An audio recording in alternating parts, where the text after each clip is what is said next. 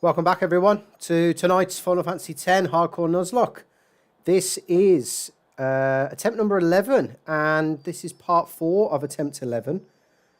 I'll be editing that in the title when this goes out on the VOD. If you join us in the chat tonight, great to have you with us. If you join us on the VOD, great to have you with us. Welcome back, and if you're new to the channel,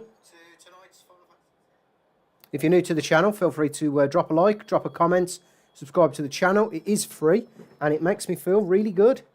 But it also lets me know that I'm pumping out the right content for you all, right? I recognise that this isn't just a dedicated Final Fantasy channel, but those Final Fantasy fans that do follow me, I hope that I put out the right content for you. And the channel's growing, right? We've grown nearly 10 subs in the last couple of weeks, so fantastic. Welcome to all the new subscribers. Great to have you with us, and hopefully you can join me tonight. I recognise it is Valentine's Day in the UK at least. So yeah, recognise that things might not be as busy, but that's fine. We can, we can make do. So I'm just going to redo the chat question. I don't know why it's messed up. And tonight's question I'm asking you, alongside obviously the standard, is the audio working? But what is your favourite Final Fantasy trio? And I recognise there are, there's a lot of ways you could spin this, right? This trio question. My favourite fantasy trio is attack reels. And getting that trio. But, yeah, there are some pretty standout trios across the games. So that's the question tonight. And if the audio is coming in okay, let me know. If it's not, also let me know. So what are we doing tonight? What we are doing is... Sorry, I'm just going to tidy up the chat. What we're doing is we're doing two things. We're doing three things. We're getting our first steal in Lake Macalania. We're customising SOS Nul-Frost for Rikku, and we can guarantee that. And then we are doing some grinding for a weapon for Rikku known as Battle Freak. Now, Battle Freak gives us SOS Overdrive. And in effect, what that is when Riku's in yellow HP, it gives her double overdrive. Now, with the double map and all of the other shenanigans that she's going on with the mix ability, you can see where this starts to get really powerful going forward.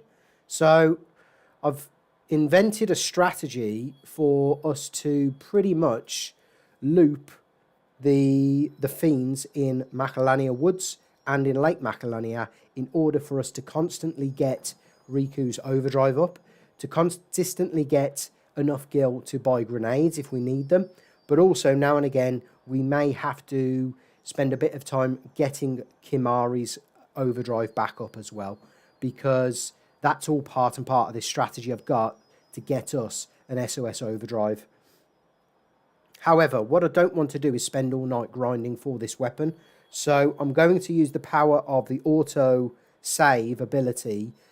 And once I've, shown you the fact that it is an infinite loop, I'm going to then use the auto save ability to almost kind of churn my way through the battles to see if I can get the Xiphos, and then to see if I can get this Battle Freak, ideally really with 2 free slots for Rikku. One of those 3 slots is going to be used for evade encounter when we get through to Bikanel, and the other then I've got something to play with, whether it's alchemy, if I get the right equipment, whether it's first strike, because I'll be getting return spheres eventually, but it gives me an option. And we've got one of our special guests in the chat tonight. What's up, LG? Welcome to tonight's stream, brother. How's it going? Happy Valentine's Day to you, and happy Valentine's Day to everyone joining us live or on the VOD. So, first things first, we've got to get our first steal in Lake Macalania, and I've got a strategy also to guarantee us at least 1 Arctic Wind. And to be honest, from the first battle in the agency front, that's all I need. I just need 1 Arctic Wind, and then I can basically, in the couple of areas we've got to come from Rikku, I can guarantee us like probably anywhere up to 10, 12, maybe even 16, depending on how many areas there are, I can't remember. I might be able to guarantee us 2 ice proofs, which is going to be clutch as hell. So, yeah, we can make use of those going forward. But great to see a couple of you were already joining me in the chat. Make sure you're letting me know what your favourite Final Fantasy trio is in the chat, or if it's none of the predetermined options. I've gone with the big 3 at the moment, the big 3 games. But if there's any others, let me know in the chat. Are you part of the FF9 gang then, LG? Is that what it is? Right, let's get set up for Lake Macalania. So we're gonna do a bit of an unusual setup in the first instance, and then we're going to go to an even more unusual setup for the SOS Overdrive grinding, churning, farming, whatever we want to call it. So it really doesn't matter what Tidus has got on an armor as long as he's got that first strike. Wakka, we're actually going to keep him in SOS Nul-Frost for now. And then Auron's going to... Actually, no. What we probably need is Kimahri in here, actually. And we'll just equip something onto Auron. We'll equip that. That's fine. Rikku, it doesn't matter what she's got, because we'll be giving her this with SOS Nul-Frost shortly. That means we've got to give Wakka something else, and I'm just guessing that is probably going to be useful. And then the girls, it doesn't really matter. As for the weapons, what I've realised I've got to do is basically sell this magic plus 20%, because I've recognised I could theoretically I must have that weapon on Kimahri. So for now, we're going to have to equip that until we can get to the shop and sell it. Because not having this weapon equipped, actually, I've been realising, breaks the dupe's clause. Because it doesn't have piercing. And no one else has got magic plus 20. So I've got to sell that at the next available shop. Where else? Where else do we need to go? So we've got all the touches. Poison, stone, death. Yuna's got a +8 and sensor, Tidus first strike, and Auron with initiative. So I think we're pretty set up for, yeah, for the first battle. I must remember to re-equip Kimahri's sleep strike weapon when we face off against the Flan. So let's just quickly check in with the chat. Yeah, LG saying, yeah, I don't really care for Tidus or Cloud, so FF9 trio wins it for me. What about the an FF12 trio? I was going to put the 4th one as FF12, to be fair, but I recognise that other people kind of like the other games as well, so I went for the 3 big ones, 7, 9, and 10, and then, you know, you can tell me whatever else. So let's save here. I do have a confession. I was doing some simulations on this save, and I must admit I have mistakenly picked up already the Jex Sphere that's within Macalania. So we can use the special magical pathway here to bypass all of Macalania. So basically we've never got to see Macalania outside of our grinding now. But usually we would have an Auron or a Jex Sphere here. For some reason it's not appearing on the key items. I don't think it does. I think selective ones do. But yeah, off screen I've picked up this one, and really it doesn't give me any advantage for doing so. You know, LG, that's quite a good question. What would the FF12 kind of memorable trio be? And it's probably going to be the leading man, I would say. Varn and Ash, maybe, because it's difficult to actually understand who's the protagonist of that game, really, because you play like Varn almost becomes Tidus, but Balthea self-proclaims himself as the leading man, as the protagonist, so it's a bit difficult to understand, really. But then Ash is almost the main character because she's the princess and all. Secret Agent Harris, Lord Harris. is in the building. Top Secret, what's happening, brother? Welcome to the stream tonight, man. Great to have you with us. Right, let's get moving with this Lake Macalania. And yeah, I've got a strategy to guarantee us at least one Arctic wind. So what I want to do is maybe try and get to the shop first. Great. So there is one particular thing that Wakka's selling here, and that's this. So we're going to equip that. The rest of the stuff I can either buy it cheaper, or I don't need. So let's just see what items he's got as well. Welcome to Wakka's. So Penelo, Varn and Balthier, you think Top Secret would be the FF12 trio. Ash is the protagonist in 12, even though we play as Varn. Yeah, it's a weird setup, FF12, to be honest. It really is. So I'm not going to buy any of these items, actually. I'm going to go straight into the shop, and I'm going to buy some equipment. I'm going to sell this Magic Plus 20 for Kimari. So let's just get this Sleep Strike back on. Oh, I don't want to talk. I don't want to talk to Mage. Balthier has the best strength. Penelo has best magic, and then the protagonist.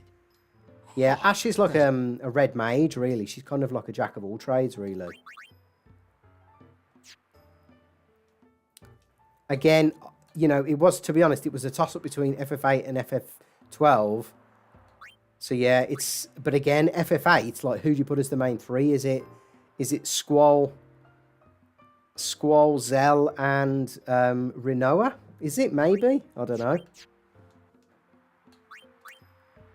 Right, let's get this selling done. So the Magic Plus 20 can go. That's going to allow us to buy some stuff here. So I think we will get we'll get one of these for Rikku. We'll get one of them for Auton, Kimari, and I think Tidus as well. And then we can top up on some grenades and some maps as well. We got anything else we can sell? I think we can sell some of these power spheres and speed spheres. Get a bit more cash. Anything else we can sell just to make up to... There we go. We can buy another grenade there. To be fair, we are going to be farming a lot of gil, so it really doesn't matter. Right, how are we looking? So, Sleep Strike, that's going to come in clutch. Auton now is going to actually have this plus 10%, and that means I can move Yuna to... It really doesn't matter what Yuna has here. Yeah, we'll just give her that, just so she's out the way, really, and no one else has kind of got Stoneproof for a while. So, let's put in a save. I want to take this bit quite steady, this first half hour. But in effect, we can guarantee ourselves... I just need to double check what the mix is here, because I think it's a blaster mine, but what I want is, I want the one without poison. So that's darkness, silence, and sleep. So a blaster mine, so that's a grenade and an antidote. Right, that's perfect. So this is going to guarantee us a steal, because everything else minus the flan is going to be killed, and the flan's going to be put to sleep. So antidote and a grenade should be a blaster mine. Perfect. Now this is where we bring in Lulu, and why are we bringing in Lulu? Because I can put Rikku into SOS here. So we'll defend with Kimari, and now steal with Rikku. We get a clutch rare steal on the first one, which is busted, really. We're just going to bring in back in Auton. Now, to be honest, I'm not going to mess about too much. I just want to basically guarantee us that we get at least one steal, which we've already done. And if we need to, we can put it back to sleep with Kimahri.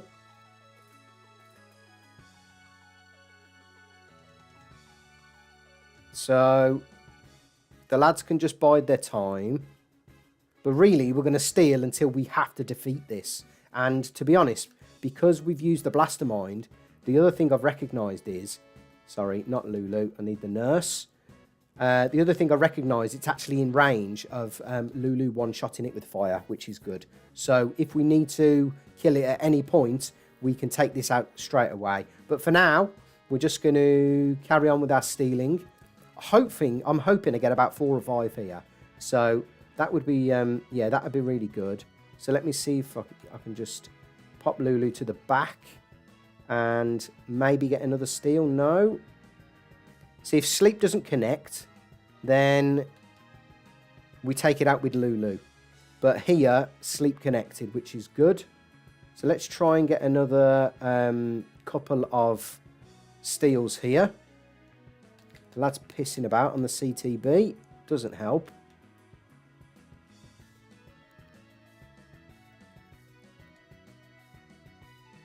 So there's, I think, 4 steals so far. And is that 4? We've got to use one, obviously, for the SOS Nul-Frost, but we're in a really strong position. Now, so the sleep's gone on again. That's clutch, that is. And we've got 5 Arctic winds now. I'm just gonna keep defending and keep trying to steal here, because you never know. So let's see if I can tuck Kimahri in. I'm not interacting with the chat for the minute. I'm just going to concentrate on this and making sure everyone survives, because the Flan does not get a turn if he wakes up. This might be the last round, actually, depending on how the turns go with the lads. I know we can tuck Kimahri in there, but can we tuck in Auron? That's a thought. No, we can't. What about someone with higher agility? No. So, I tell you what, we'll keep Auron in. We'll try for another steal now. And let me just double check. Yeah, 139. So we're going to go with the Chemist, and the Chemist is going to cook us up some black magic, not on Rikku. And that should take it out. Perfect. So before we do anything else, we're going to customize Rikku's Nul-Frost. That was a fantastic first encounter. We're going to customize that, and now we're actually going to... Oh no, we won't go into the weird setup yet, to be honest. So we're going to customize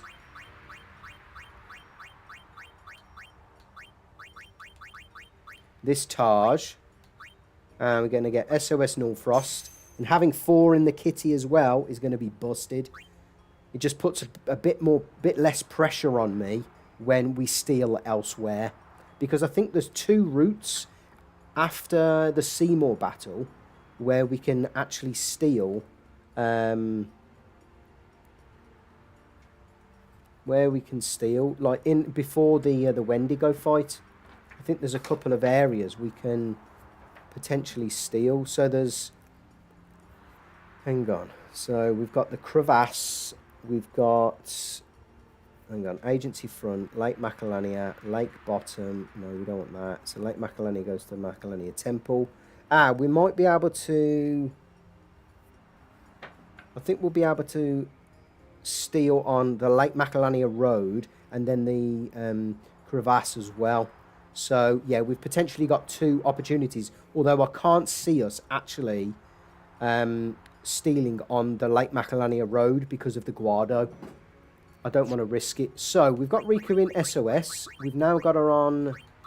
Shit, let's equip her with that Nul-Frost. How are we looking in the chat?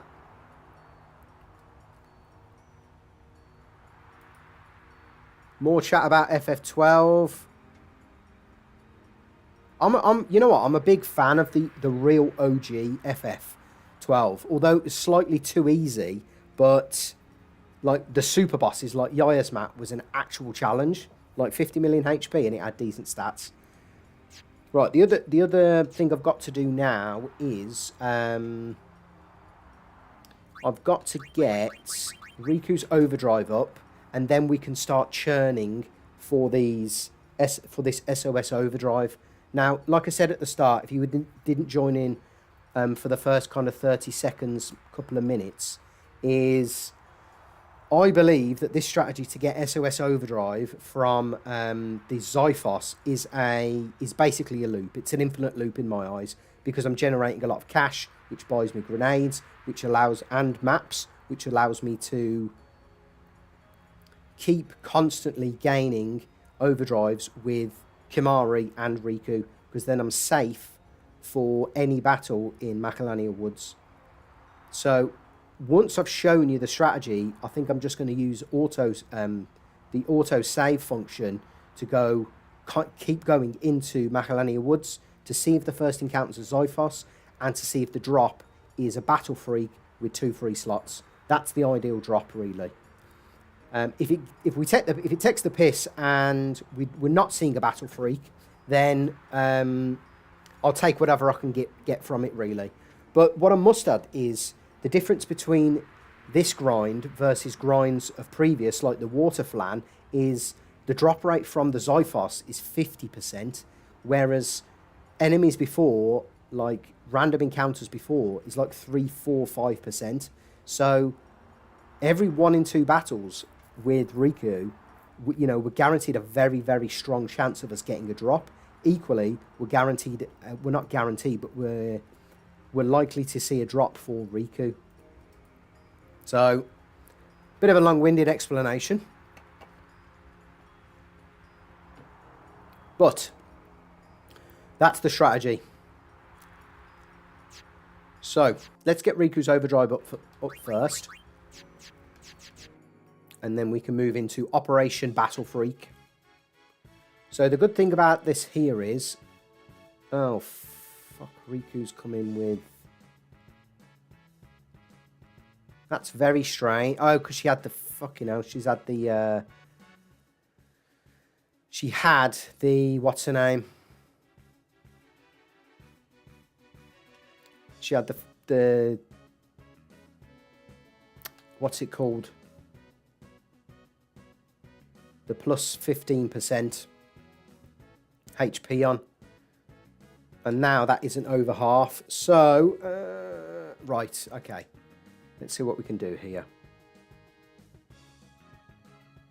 So let's get rid of the wolves. And then we've got a turn with Kimahri to figure out if we can lance it Rikku. So a grenade will take out the wolves. Can we lance it Rikku? No, we can't. I think the only way out of this, to be honest, let me just check with the nurse here. Yeah, 641. I think we're just going to have to use a Stone Breath here. Because if I attack and sleep doesn't hit, Riku's gone. So let's just play it safe and use a Stone Breath. Just means we've got to mess about now getting Kimahri's Overdrive back up. But he's already at 20% because of Victor. So, right, let's use a potion on Rikku. And we'll just have to basically get her into... we'll just have to get her into SOS now again.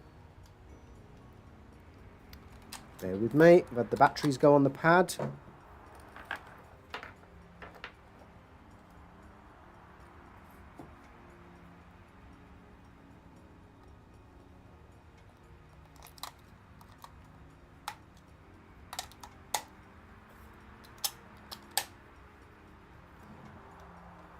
Right, so a bit of a slow start, but I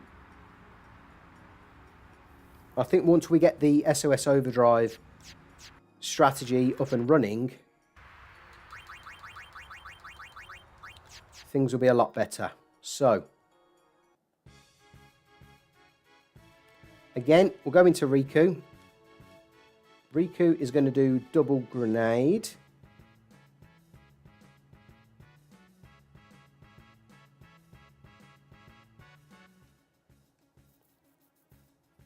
And that's really good. She gets a turn in before the flan as well, just in case we don't connect here with Kimahri, so we can take her out. So Kimahri's going to get the sleep, which is clutch. Auron's actually going to take care of the big fella, and now we can basically safely get Rikku into SOS here.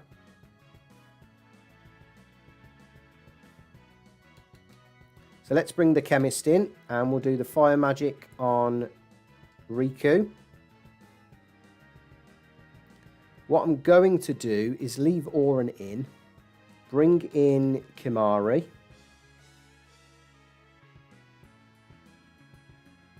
We're going to take her out for Wakka, because Riku's now in SOS, and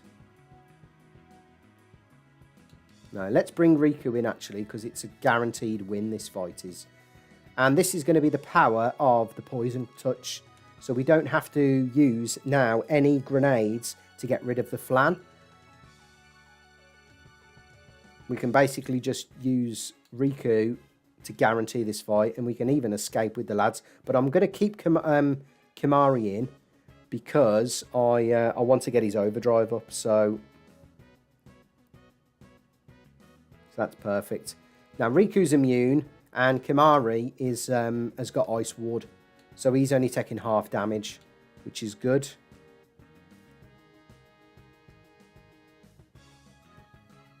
So that's good. He can tank 2 of those attacks, and it goes away. Perfect. So we're now set up.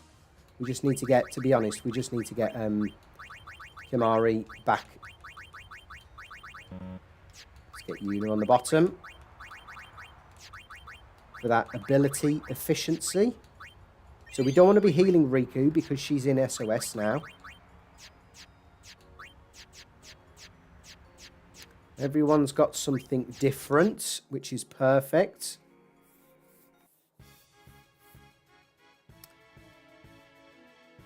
Now, we're set up now for the Macalania Fiends, which is really good. And all 3 of the lads can tank a hit from the flan, which is good. And Kimahri with that awesome sleep strike weapon.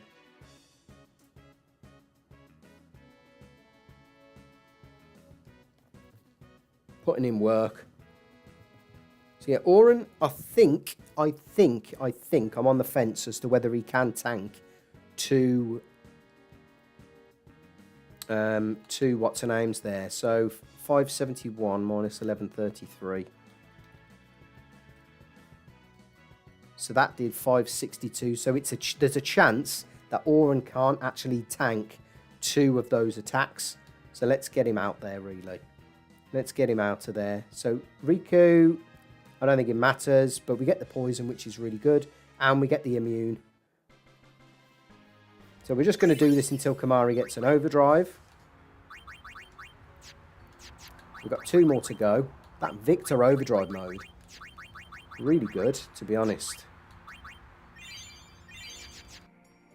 Tidus is out in front. Now, I say this is the sus one, but to be quite frank, both of the lads get a turn in there before the big guy on the left. So they're always guaranteed, basically. What happened there? Did he do a counter attack? That could have been... Hang on. That doesn't make sense. He didn't have a turn. Does he have a counter attack? I need to figure this out because he shouldn't have attacked there. That's really baffled me. Is it the math debt?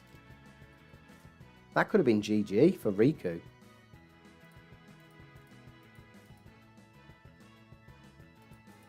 Right, math debt 710. Macalania.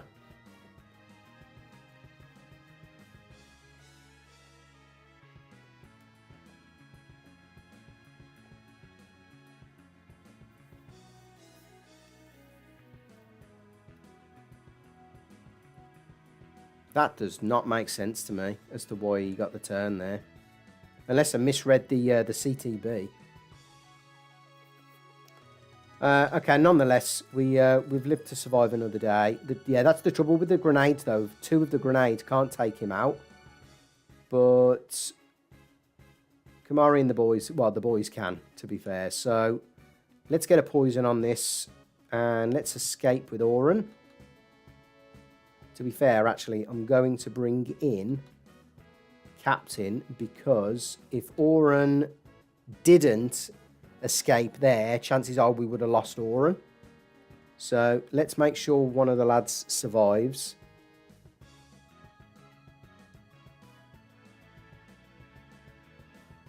Okay, excellent.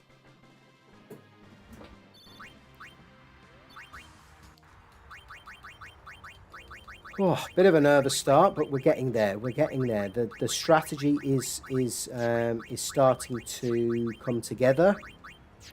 One more. Yeah, one more battle for Kimahri, and then we can kick on. I must pay more attention actually to that Mafdet battle, because I'm worried now that we don't guarantee ourselves the victory over it. So A and C, they're definitely going to fall to the hands of Rikku. And yeah, attack enemy B. It doesn't really matter who gets a turn here. But that's Sleep Strike putting in serious work. So let's just swap Riku's weapon and we'll get Auton out of here. And if he doesn't escape, sorry, it's not the end of the world. He loves to play the hero though, Auton, and he loves to stick around.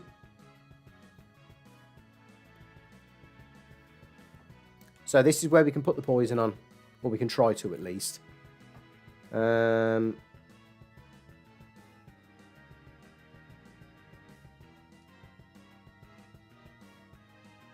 going to die anyway now, or at least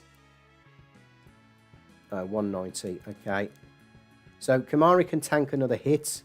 That's fine, and we'll just let the poison do its job. Excellent. So we've got Kimahri with an overdrive. Now the reason Kimahri needs an overdrive here is because I've actually got to put now Kimahri on the back row when we get into Macalania Forest. So let's just get out of here. So now the strategy is to actually have the captain and the nurse in the team, because then in the back row we've got access to Rikku, we've got access to Kimahri with Stone Breath, and Auton with Shooting Star if we need to get rid of something like a blue element because we haven't got a Rikku overdrive, or we need to get rid of a Chimera because Wakka missed his TKO, for instance. So we're prepared for every eventuality within Macalania here, and this is how we basically, this is how we start to do this infinite loop, because this is the worst battle outcome here, because I've got to switch into Rikku and I've basically got to waste my double map. I've got to waste my overdrive on a non Zyphos encounter. Now, despite what we get here, I've wasted my overdrive there. So now I've got to go back to Macalania to redo Riku's overdrive. But I remain in SOS, right? That's the main thing. So I can just farm here for more overdrives with Rikku. And like, this is the perfect encounter in my eyes, because both of these guys to the left as well also get a turn before the flan, and 2 grenades takes out both of the dogs. So everyone's like really safe. The only way that this becomes an issue, I've just realised actually, is if we get an ambush. Which actually makes me think, is it just worth keeping Auron in? Actually, I think I will actually just keep Auron in, to be fair. I'll take Wakka out and I'll put Yuna and Auron in. I think that would be a lot safer. Because we won't suffer from an ambush then. So everyone here can tank... can tank the Ice Flan. So we're not stealing, but we want to get the poison on. And ideally, if we can get Riku's turn and then get the Flan's turn and then get Kimahri's turn, it really helps with getting poison and then sleep. But two rounds of poison with the Flan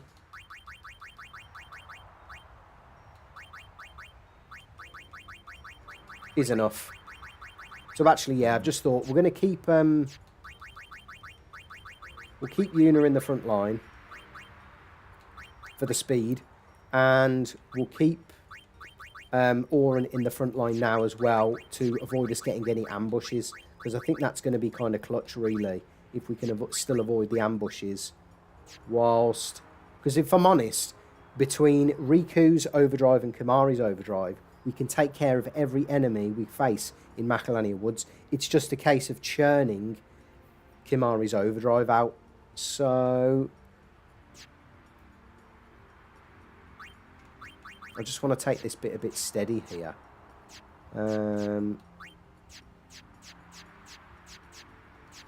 Okay, that's fine. As long as Tidus is in the front line and Riku's in SOS, perfect. And we're not touching that save sphere because we want to keep Rikku in SOS.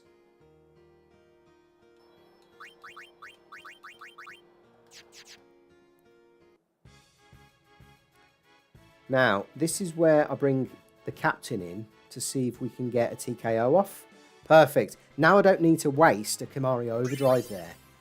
So, but let's say we have one of those funny turn orders with the Chimera, where only Tidus seems to get the first turn. We then bring in Kimahri and do a Stone Breath. GG's. Similar if it's a lone Xiphos, we bring in Rikku and we attempt to get the drop. So that first strike, just absolutely clutch. But what's good about it is we don't have to mess about getting any more overdrive. We haven't wasted an overdrive there. But here we're going to have to waste an overdrive. We're going to have to waste Riku's overdrive, which is a shame. The only good thing I see about facing these blue elements, right, is the fact that we've got some minute chance of getting a waterproof.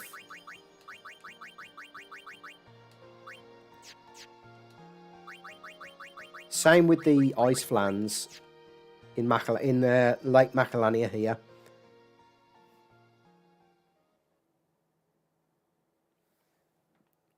We've got chance, a very, very tiny, small chance, similar chance to what we're faced with in Besaid. Pretty much same odds of getting an ice proof. Now I've got it once, I think. I think it was in the NSG playthrough actually. Right, so let's just concentrate here because we don't want anyone to die. So Riku's going to get the next turn. We can swap her out for Kimahri. And Kimahri gets the sleep, which is great. In fact, we'll keep Auron in because he can survive a turn. Let's see if we can get the poison. That poison touch putting in some serious work, to be honest. And I know it's only 20 damage, but poison and sleep is just the ultimate combo. I've wasted no resources. Well, apart from the 2 grenades, but I would have used them anyway. And look at that, I'm back up to 6,500. So, to be honest, I can already afford, what, 22 more grenades. And if I slap 22 on there, 86, it's more. I've got more gil to give me more grenades than what I started with. So you can see how this is starting to be quite It's a slow burning loop, but... Oh, we didn't need to do this. Never mind. We'll do it anyway. Doesn't really matter. For some reason, she sometimes gets that extra turn, which is really, like, strange, to be quite honest. Let's get the poison. No, we don't get it. Right, we're going to have to get the... to be honest, I'm going to keep Auton in here. Yeah, I'm sure he'll be fine if we get targeted again. So there's that clutch poison, and clutch as well with her getting attacked Rikku with that SOS.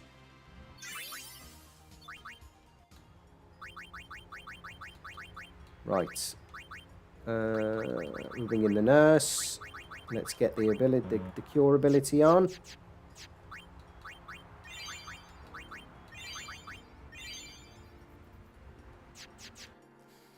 Okay.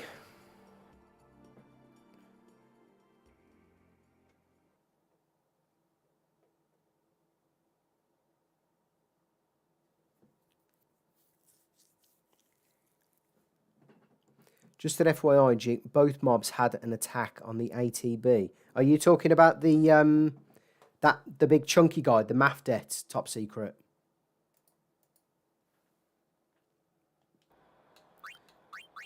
Right, how are we looking? So, Auron's got a shooting star. Probably won't need to tap into that. As long as Rikku and Kimahi have got overdrives and Tidus is in the front line with first strike, then we're safe. We can pretty much tackle anything. But I'll get going with this for a bit, and then I'm just going to start using the auto battle. In fact, this is the last time I think I'm going to have Rikku use her overdrive on a non-Zyphos encounter. It's pretty evident the fact that this is going to be an infinite loop, and I can just do this again and again as much as I want until I get the Battle Freak drop. So we're going to go back, we're going to get Riku's overdrive, and then we'll start utilising the auto battle to make sure that we just guarantee ourselves the Zyphos encounter.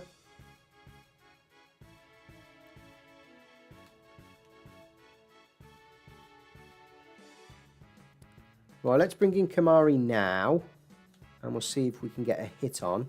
We can with... That's really good. So the grenade should take it out. Fantastic. And this is where we put Rikku to work with the poison. Get the sleep on as well. We got the perfect combo. We got the double combo. It's my favourite combo, this is, to be fair. Sleep and poison.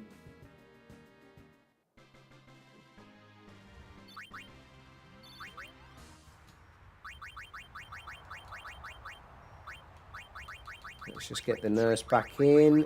Did we suffer any damage?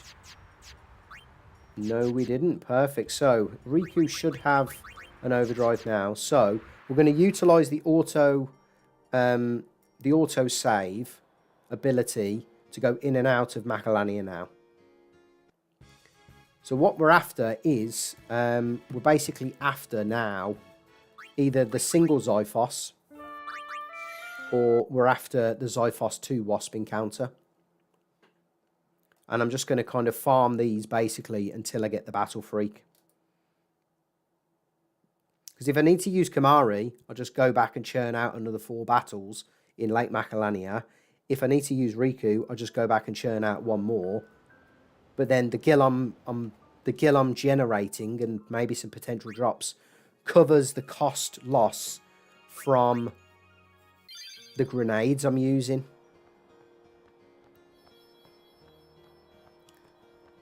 So it's really like a foolproof strategy now. Make sure things are set up. That's perfect.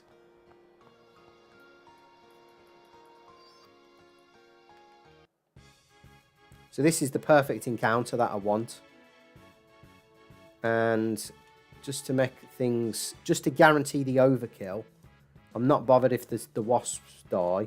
I want the overkill on the big fella. So I use a grenade and then I use a potato masher because the Xiphos has actually got... So we didn't get the drop there, so I reset. The Xiphos has got 2700. So sometimes the potato masher doesn't get the overkill. And it's the overkill that's, I think, and I can't work this out from any sources online, it's the overkill that potentially gives me additional drop percentage chance of getting something for Rikku.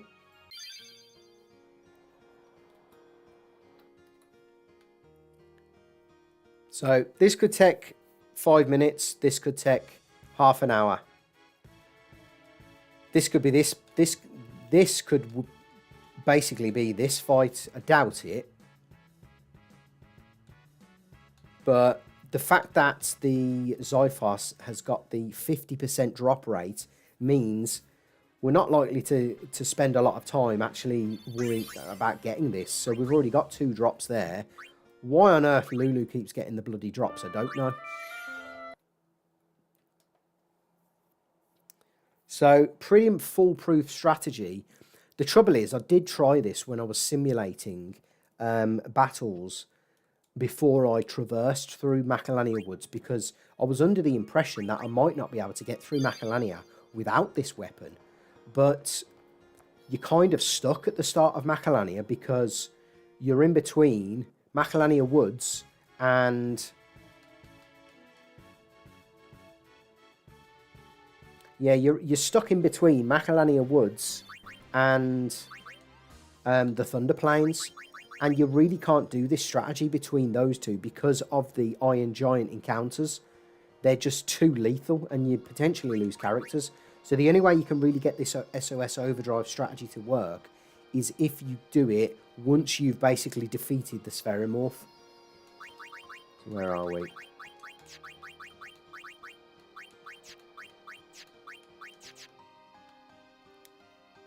Yeah.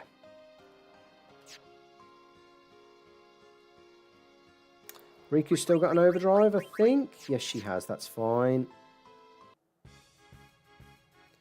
Right, so this is like... I'm not bothered what else I get from any other battle. I'm just concerned with the Xiphos now. I've proven that it's a repeatable strategy. I'm just going to farm for the Xiphos now. Whether it's the double wasp encounter, whether it's the soul Xiphos encounter.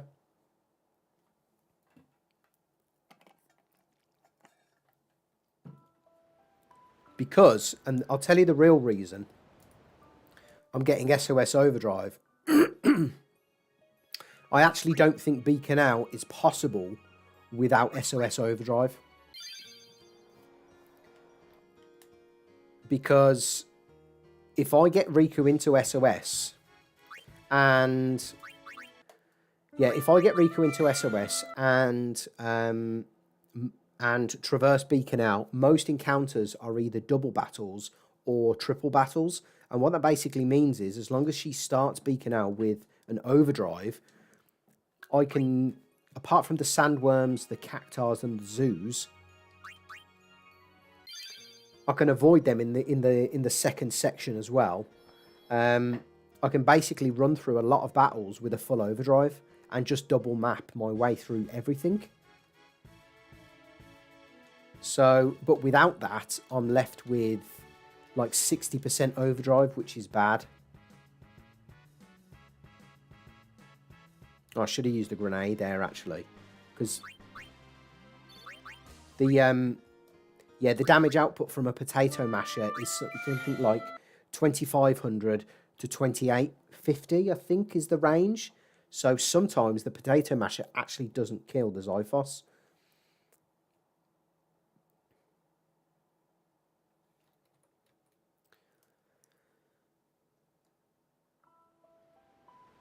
Well, I'm just checking out the chat while I got a minute. Some great chat about FF12.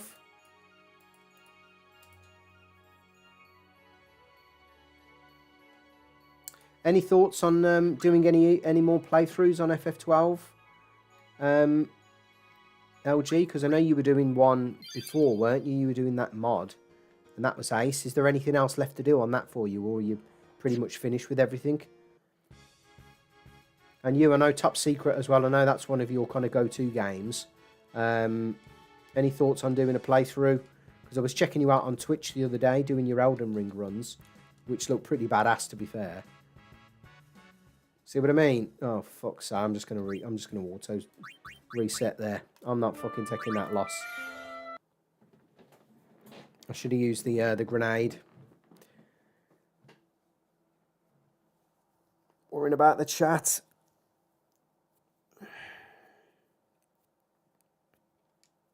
Well, there's an example that you shouldn't use the grenade. You should use the grenade, should I say?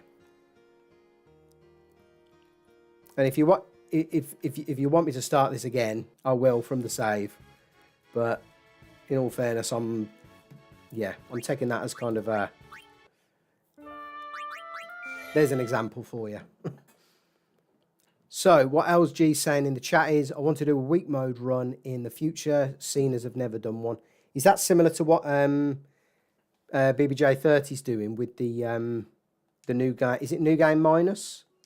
Or like the 1-2-2-3-3-3 challenge? Is that the one? Is that the challenge, LG? Right, let's until I get this. So there's nothing else for you to do on your modded challenge, is there, LG?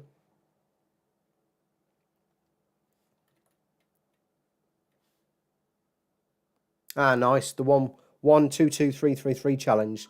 To be fair, is something I've always been a real big fan of. It's basically FF12 no sphere grid, isn't it? To be honest, so or you don't get access to the license board, is it?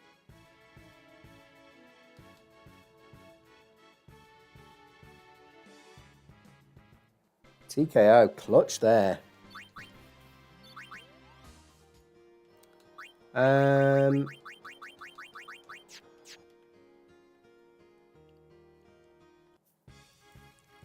come on. This is going to be a while, I think. But if I'm honest, I do need this. In the FF12 modded LP, only the rare monsters are left to do, but I will probably stream it later. Sounds good, man. Sounds good. That was such a good chat. Such a good mod that was. What was the mod called again? It had that weird name. Unrivaled mod or undefeated mod or something. I could never quite figure out what it was called. Come on, Zyphos. Nope. Okay. Reminds me a lot of this Lord Oachu fight, right?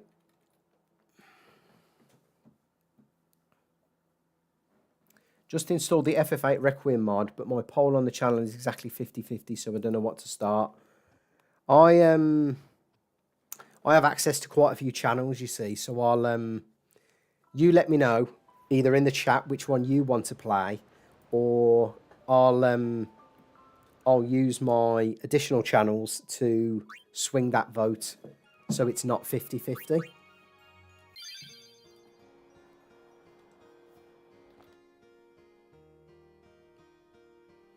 Yeah, I think I've got another like 5 brand accounts. I'm just waiting for my AMD software thing to go away, and then I can figure out what I'm doing with the Chimera. That TKO, absolutely busted.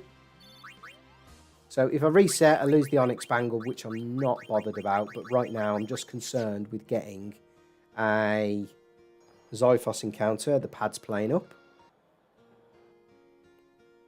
And what I don't want to do is run into that blue butterfly as well. So yeah. If you are joining us in the chat, great to have you with us. If you join us on the VOD, thanks for watching back. We have had a couple of mishaps, but look, I'm allowing them. There's too much progress here, and I was kind of distracted by the chat at the same time. when I didn't use the grenade with Rikku. So I'm going to allow that one. I'm going to allow myself at least, yeah, one lapse of concentration.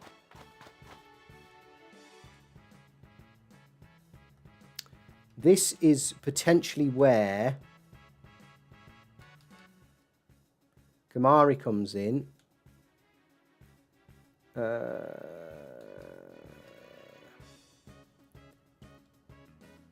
let's have Wakka take another bite of the cherry. Perfect. Don't have to mess about with getting Kimahri's overdrive back there. But yeah, if you are joining us in the chat, what we're doing is we're farming for an SOS Overdrive weapon from Rikku. And what we need is we're basically resetting until we can get a Battle Freak, ideally with 2 free slots from the Zyphos encounter. But if you kind of go back about half an hour, I introduced a strategy for us to basically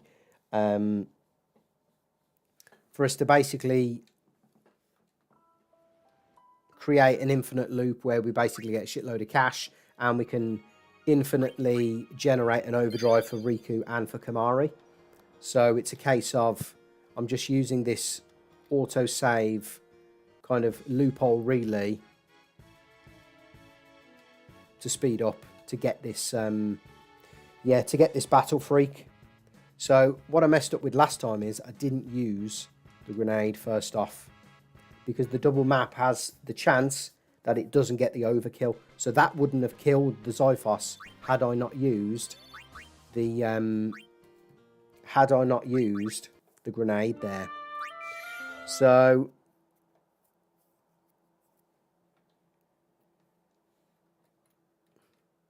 BBJ30, what's happening, brother? Welcome to the stream tonight, man. How's things with yourself? Hope things are going well. Been catching up on your streams, man. Some great content there. Yeah, we got some real heavy hitters in the Final Fantasy community in the chat. Make sure you check out Luke Goblin, and make sure you check out BBJ30's channels. And if you're a fan of Elden Ring, I know Top Secret is looking to do some streams on Twitch. Is that right, Top Secret? Or was that meant to be a Top Secret as well? Anyway, it's going well, brother. I've established that I need to get this SOS Overdrive weapon for Rikku, and that's basically going to carry me through Bikanel. It's not a guarantee carry, but it's going to make matters a lot easier when we're traversing Bikanel, and it's basically going to allow us to get an overdrive for, I would say, 75 to 80% of all of the battles in Bikanel. We can basically start with an overdrive and finish with an overdrive, but I need to do this auto reset thing to get a Zyphos encounter to then drop me a Battle Freak. Yeah. So bit of a long-winded strat, right? But it's either we do the long-winded way, and we have to keep constantly going back to get Rikku an overdrive, or we can just do it this way. So remember, Jik, to use the grenade. And now we move into the double map. There we go. Come on. It's a 50% drop rate. We've had 3 drops for Lulu already with all of this. So how's the chat poll going? We've had 4 votes. 1 vote for FF9, Steiner, VV, and Zidane. We've had 1 vote for Cloud, Tifa, and Aerith, and 2 votes for another trio, one of which I think was Top Secret's FF12 trio of, and to be fair, without looking back on the chat, I can't remember what your trio was. Top Secret, so you're going to have to fill me in on that. Was it Balthea, Vaughn, and Fran, maybe? Is your favourite trio?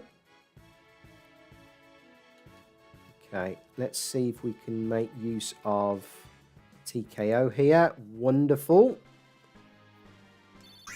Just means we can crack on. I'm not gaining any additional gil. Let's just get that as the autosave, to be fair, with Wakka in that slot. Right, this is the encounter I want. Jik, make sure you use the grenade. It's a very good job that that Rikku gets the double turn here. Come on, Battle Freak. 2 free slots with Battle Freak would just be wonderful. So we get the Metal Bracer. If I was to ever invent my own No Sphere Grid challenge mod, which I do have in mind, if I must add, it is on my long-term to-do list. Yeah, there's a few things I would do about some of the drop rates and some of the drops, because a Metal Bracer this late into the game is just so... It's a bit of a shit drop, really, isn't it? So that is one thing I would be changing about this game. If I was to do a mod, is the drops, the drop percentages, and what you can get from drops. Because some of the stuff that you can get from some of these enemies, and we're what, probably midway point? Or, to be fair, I reckon Seymour 1 is probably the halfway point of this game. So yeah, we're near enough halfway through the game, and we're getting crap drops like a +5 defense on an armor. So it kind of just really makes no sense to me. So yeah, if I was to ever do a mod, which I have thought about, it's definitely something I would be looking to improve on.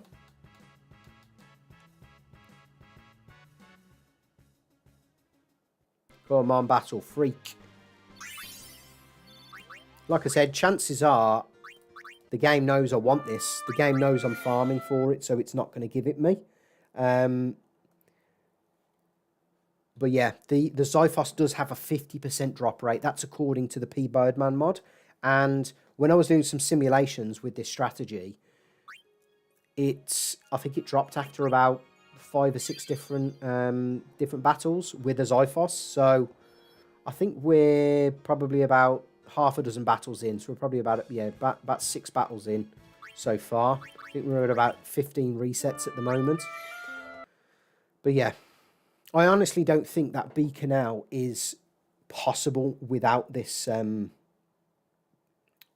weapon. So that's why I'm kind of putting a lot of effort into getting one. LG in the chat saying, oh, sorry, just catching up. Big Baby J saying Buffy is my favourite all time. So basically your trio then, Baby J, is your FF12 trio. Top Secret saying, sorry, LG saying Balthea is just too good. Drops in this game are not the best indeed. I don't mind defense +3, but at least give me 3 free slots. I agree, LG. Or just give me something good. Just give me, because on the P Birdman Ultimate Companion Guide, the drops are like 1 in 7 for SOS Overdrive, which is ridiculous. And the rest of the drops are like +3 strength, +3 magic, +3 defense. It's absolutely ridiculous. Like, I can buy them in a shop. I have no use for that sort of thing. So I don't need good, like, you know, mid-game monsters giving me access to that sort of stuff. It is a bit ridiculous. So we'll keep going. I am banking on this SOS Overdrive strategy working. The only thing that fucks me over in Bikanel really is stuff like back-to-back zoo encounters. And yeah, that sort of thing really kind of scares me, because we haven't got easy access to smoke bombs. And I think we must really have Auron in the front line as well to guarantee us not getting an ambush. There again, I'm thinking, is it worth having Auron in the back in Bikanel to guarantee that he gets off the shooting star. But because you can't petrify the sandworm and you can't petrify the zoo. So there's some considerations to be had, I think, for when we get to Bikanel. But, you know, there's a fair bit to go until then. Although, if I'm quite honest, a lot of the bosses to come are pretty free. Right, this is where we've got to use the Stone Breath. And that can't miss. That's a guaranteed Stone Breath. That's basically like us using... what's her name? A Petrify Grenade. So, yeah, I'm really kind of... I'm going all in on this SOS Overdrive strategy for Bikanel. It may even come up clutch for Evray and Bavel. I'm thinking maybe.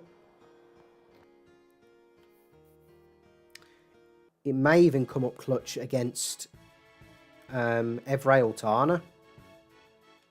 Although I have something in mind for that. Although I haven't done any simulations for Evray Altana at the moment. And I do feel like it might be... I've done it again. I didn't use the fucking grenade. I do feel like it might be... It could be a run ender. Evray Altana. It could be a challenge ender. But I have my suspicions that it's not going to be. I think there's ways about Evray Altana. Ways where we have to sacrifice some pretty strong equipment. But it is what it is. I'd rather sacrifice an evade encounter for Wakka than not get through Evray Altana. But it is something I'm going to simulate. Absolutely. SOS Overdrive with Slayer and Tidus First Strike will make you immortal for a bit. It absolutely will, LG. Like I said, though, the only thing that screws me over in Bikanel with that actual strategy, which I'm going for, SOS Overdrive, Slayer, and Tidus First Strike, is back-to-back sandworms or zoos, or one of each. And even, I think, maybe even that with a Cactar, although Cactars are very rare. So that's the only thing that screws me over. Yeah, but I think we'll cross that bridge when we come to it.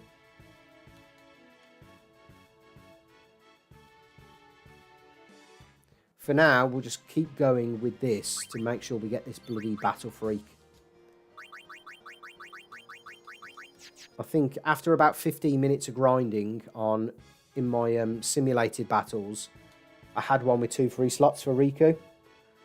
So it just... The bloody game knows exactly what it's doing. By not giving me this weapon. And I haven't had an abundance of Xiphos encounters, to be fair, as well. So it's going to be a case of I just need to get lucky with my encounters in Bikanel. The other thing is, though, what we get in Bikanel for those veterans of Final Fantasy X No Sphere Grid is we get teleport spheres. And customizing a teleport sphere gives me access to Evade Encounter, which basically is going to mean Rikku is an absolute boss bitch going into the rest of the game, particularly with random encounters.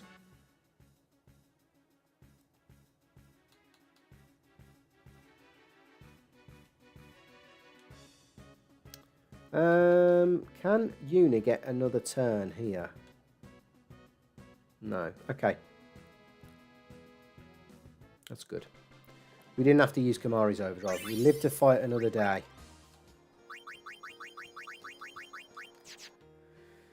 So the whole SOS Overdrive with Slayer and Riku's potato masher is honestly going to carry us through a lot of the mid-game fights, particularly when it comes to the Bavel Bridge as well. That's going to be tough without SOS Overdrive.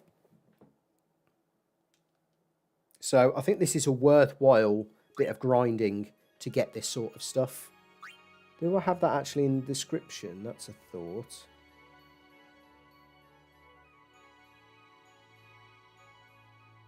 Yes, I do. So once we've got this though, we can move on. Crawler, I've got a strategy in mind, and then Seymour is basically GG. Now I've got Rikku in SOS Nul-Frost as well. Seymour's basically a guarantee.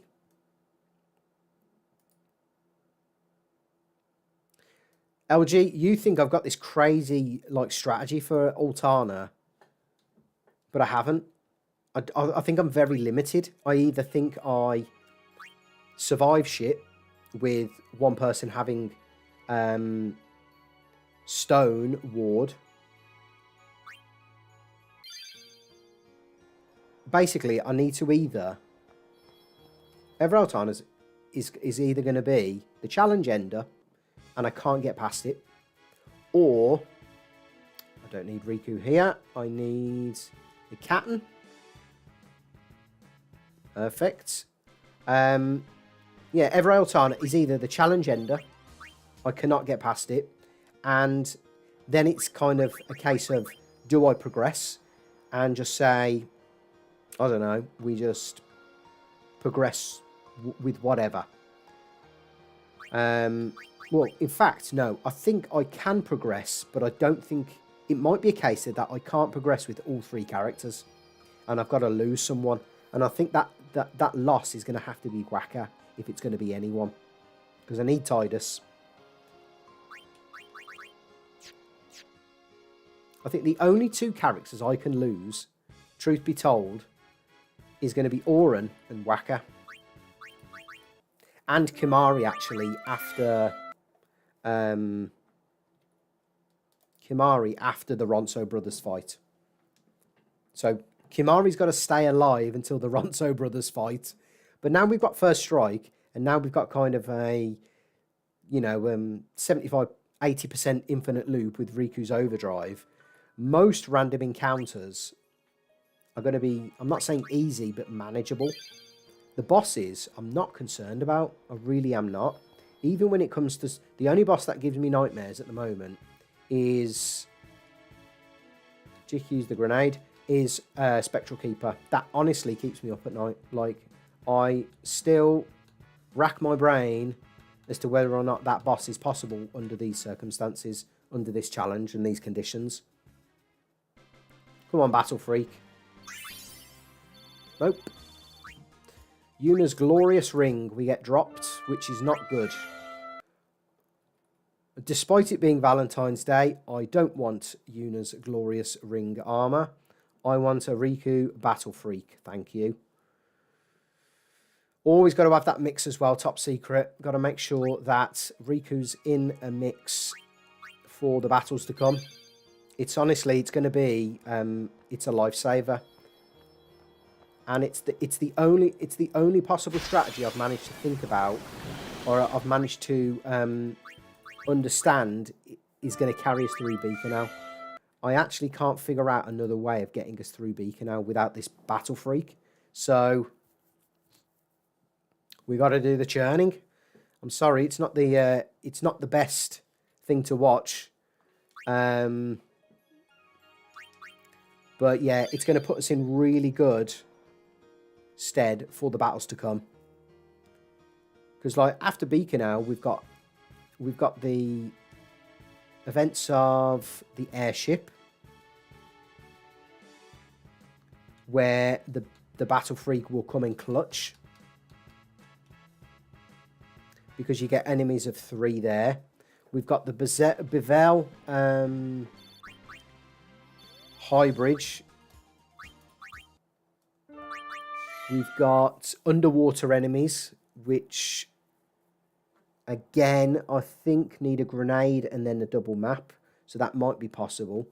But then also you've got the Calmlands, where you get 4 enemies, and you get kind of series of 2s and 3s as well. So the Calmlands is going to be tough. It is. But then we can start doing stuff like capturing, and I've got some ideas on how we can get things like the Chimera captured. And the Marlborough, to tell you the truth, the Marlborough is not the thing that worries me. It's the Chimeras. But I have a strategy for the Chimeras. If it pays off, it's going to be fucking epic. And I'm hoping I've got the right stuff to do my intended Marlborough strategy as well. Because in all fairness, I'm not looking to get 5 of everything. Because I can't unlock. I don't actually think I can unlock all of the Sin.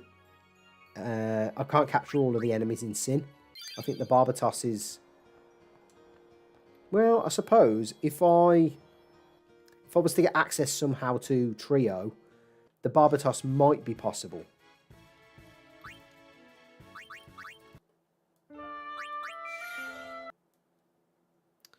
Yeah, the Barbatos might be possible. The Great Marlborough, I haven't even thought about whether it's possible or not.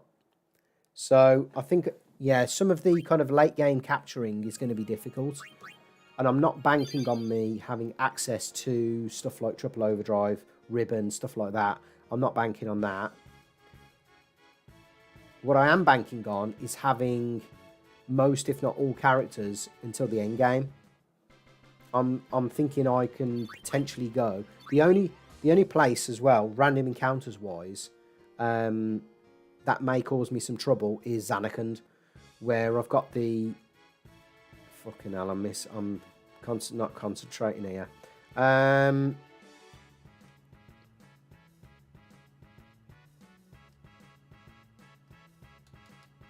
Yeah, is Zanarkand where I've got all the mechs. Because they've got significant amount of health. And I'm in a position where I might not be able to kill them in one turn with the equipment or the items that I've got. But I've got to kind of figure that one out. Well, that could have turned very nasty, that battle there. So I need to concentrate. No,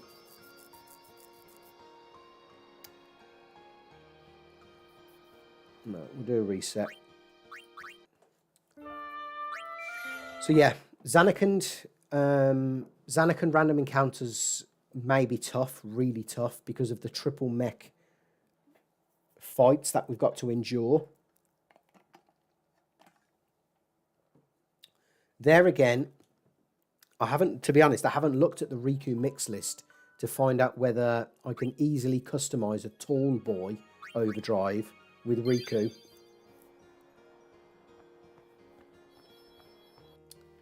Because that's basically GG versus those sort of encounters. Right, this is the one I want. Come on, Battle Freak. No, Jick, use the grenade. Now use the double map.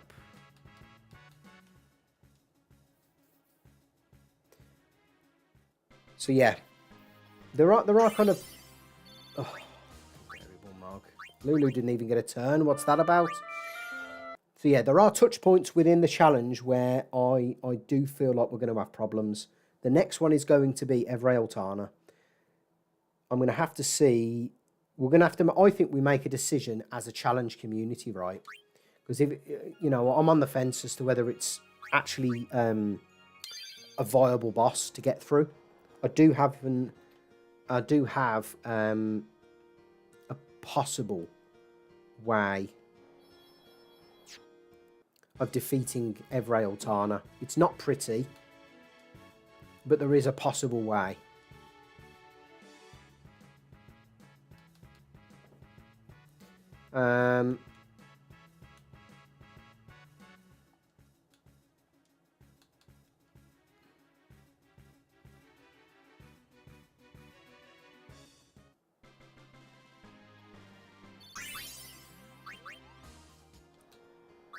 Now, just for the sake of it, I am going to go back and I'm just going to redo Kimahri's Overdrive here. So we'll go back. Oh, do we? No, we'll just reset. Save messing about. I can do it without dying, so, and I can do it with kind of infinite gil, really. So it really makes no difference. Where was I? Yeah, every Auton is going to be the first choke point, I think. So Macalania Woods was the first one. Every Auton is going to be the next one. What's going to be after that? Natus, I think, is absolutely possible 100%. Defender X, I think, is going to be possible 100%. The Ronso Brothers, 100%. Flux, I'm on the fence about. Yunalesca is going to be an absolutely busted, epic fight beyond imaginable. That's going to be, like, arguably the best fight in this entire challenge versus Yunalesca.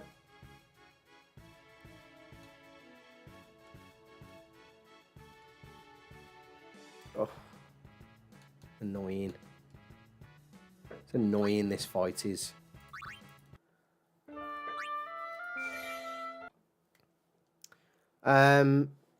The next one is probably going to be... I don't think Overdrive Sin's going to be a bottleneck.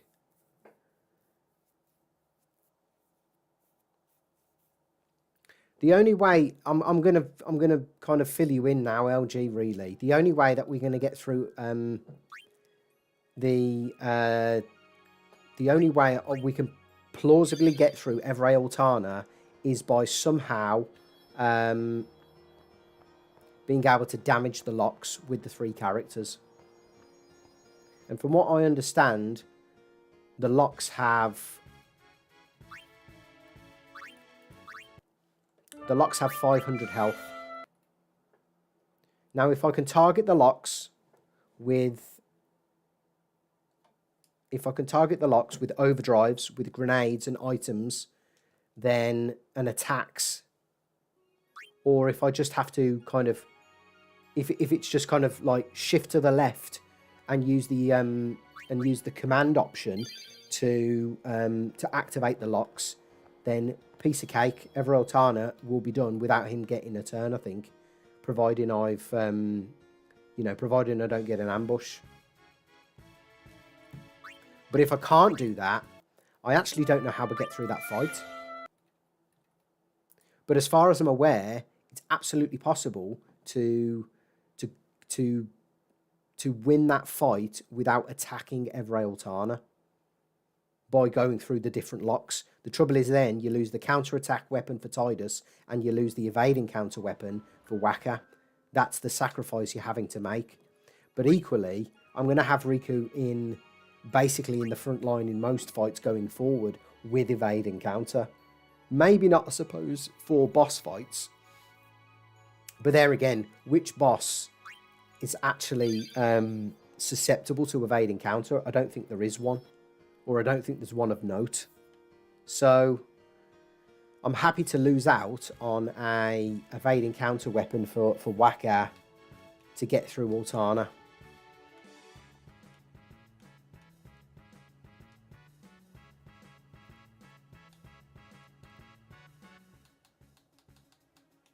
Let's get the double map. Beautiful. Overdrive Sin, I think I'm at Overdrive Sin actually for the NSG guide, and I've recently started looking at that footage, and that was possible with no character deaths, with Rikku, without Rikku getting killed, without Supreme Gems. So I did this with just Shining Gems and Overdrives from Rikku, and yeah, absolutely possible. Overdrive Sin, but also I did it without like a Bahamut overdrive as well, so I've even probably got 20k's worth of damage from Bahamut. So I don't think Overdrive Sin's going to be a choke point. I don't think I don't think Omnis is going to be a choke point.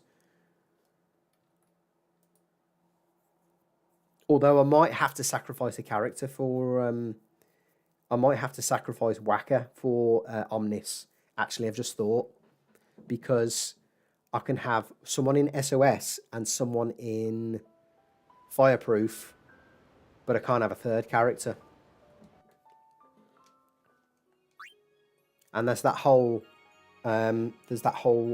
cycle where I can just keep using Riku's overdrives until it hits 4 times, and then I think I can summon an Aeon.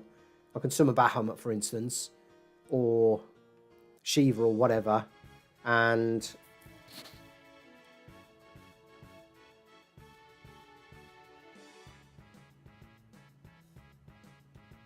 get the victory versus Omnis.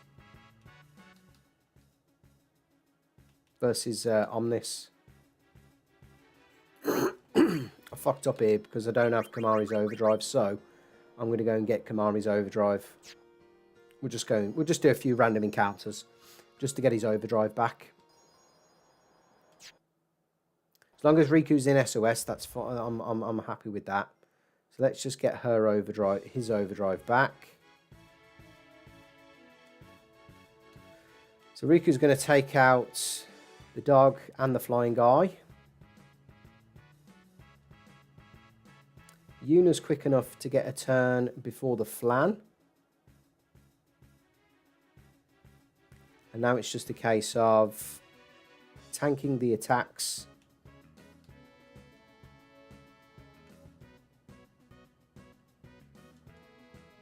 And getting Kimahri's Overdrive. And we got the double poison sleep combo.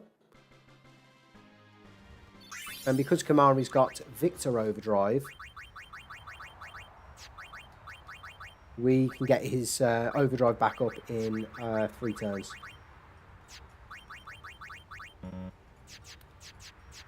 Right, just got to be careful there with Yuna's Cure ability. So 3 more battles. I don't know how I've messed up there with Kimahri, but it is what it is. I'll just redo this. But I guess the other reason why this is an infinite loop is because the guild that I'm getting from all these counters by getting Kimahri's Overdrive back up, I essentially am able to pay for the grenades that I'm using. So that's why this ends up being auto win, and basically an auto kind of loop. And we just bide our time here. Don't need to use any more resources. Perfect.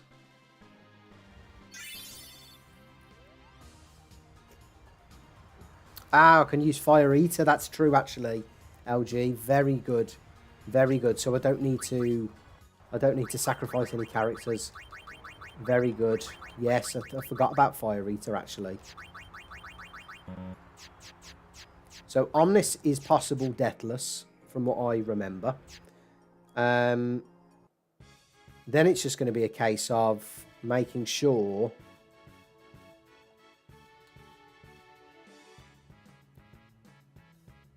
so who is A here? That's A. So double grenade is going to be enough. Yuna can swap out for Kimahri.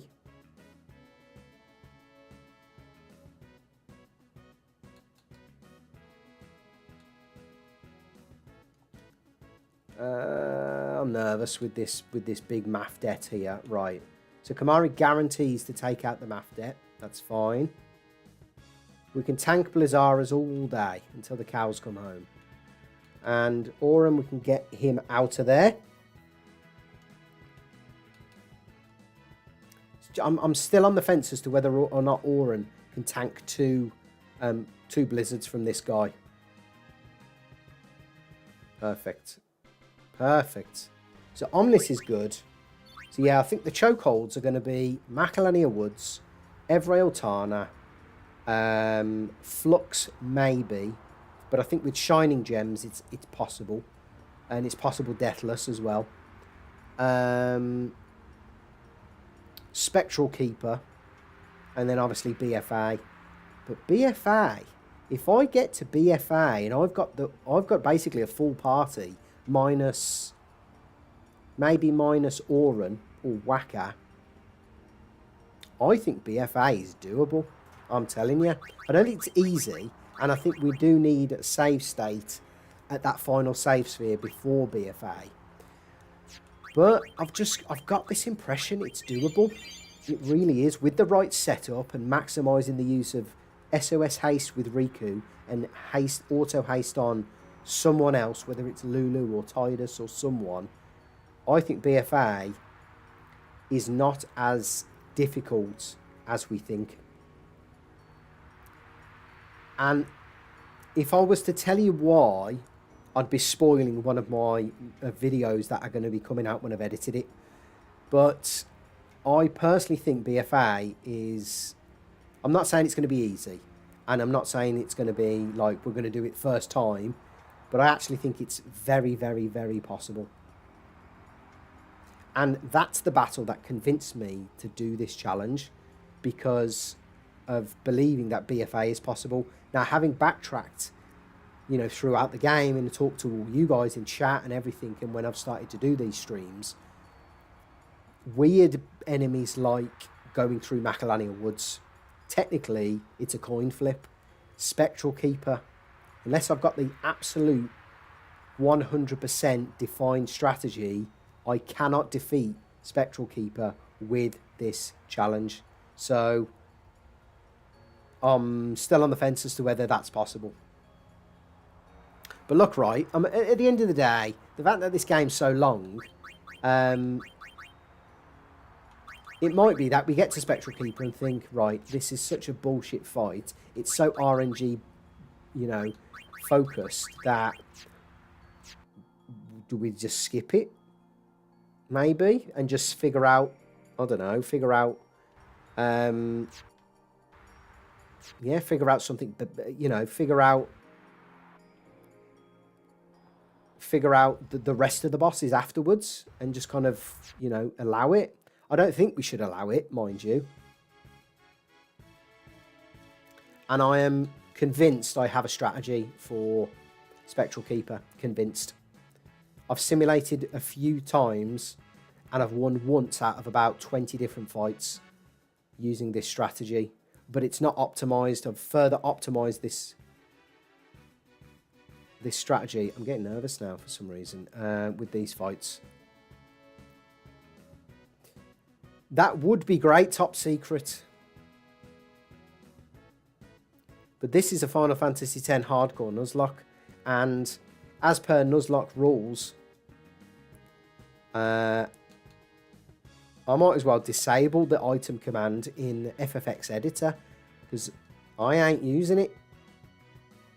Come on, let's get the sleep on. No. Clutch. Clutch. We're all surviving this because it's going to die in a sec. There you go. Bye-bye. And Kimahri gets the OD. So, we're back to usual business now, folks. So let's get Yuna in the front party. Let's get Kimahri healed. Let's make sure Kimahri's got an overdrive. Okay. So we're done with getting Kimahri's overdrive back. Now, I think from those battles, I got about 4,000 gil, which is what?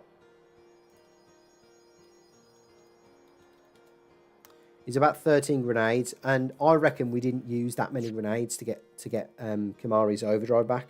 Well, we had 4 battles, 2 grenades each, so we used 8 grenades.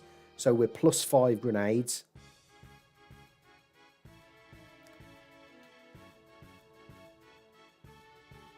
So I'm just hoping Wakka. There we go. We don't have to mess about resetting, you see. The whole point of resetting after that encounter is if I need to use Kimahri's overdrive, it just means I have to do that 10 minutes of churn that I've just done for you. So where are we? First strike, overdrive. Wonderful. Right, let's keep going. We'll use 1 Phoenix down via the use item and hope Rikku gets a second turn. That's the thing. I can't use that item command. Oh, you're talking. Well, you can't. What I can't remember is if I can use an Albed potion on an enemy, because that's potentially 8k damage with alchemy. Because chances are I'm going to get 2 turns with Rikku. Maybe, will I? I might not. I can't understand why Lulu keeps getting all these drops. She's not in the front party. She doesn't get a turn in the battle. It's just absolutely ludicrous. Yeah, Altana's a funny one. And it might be that we end the challenge there. I don't want to. I want to see how far we can push this. I can't use double Phoenix down, and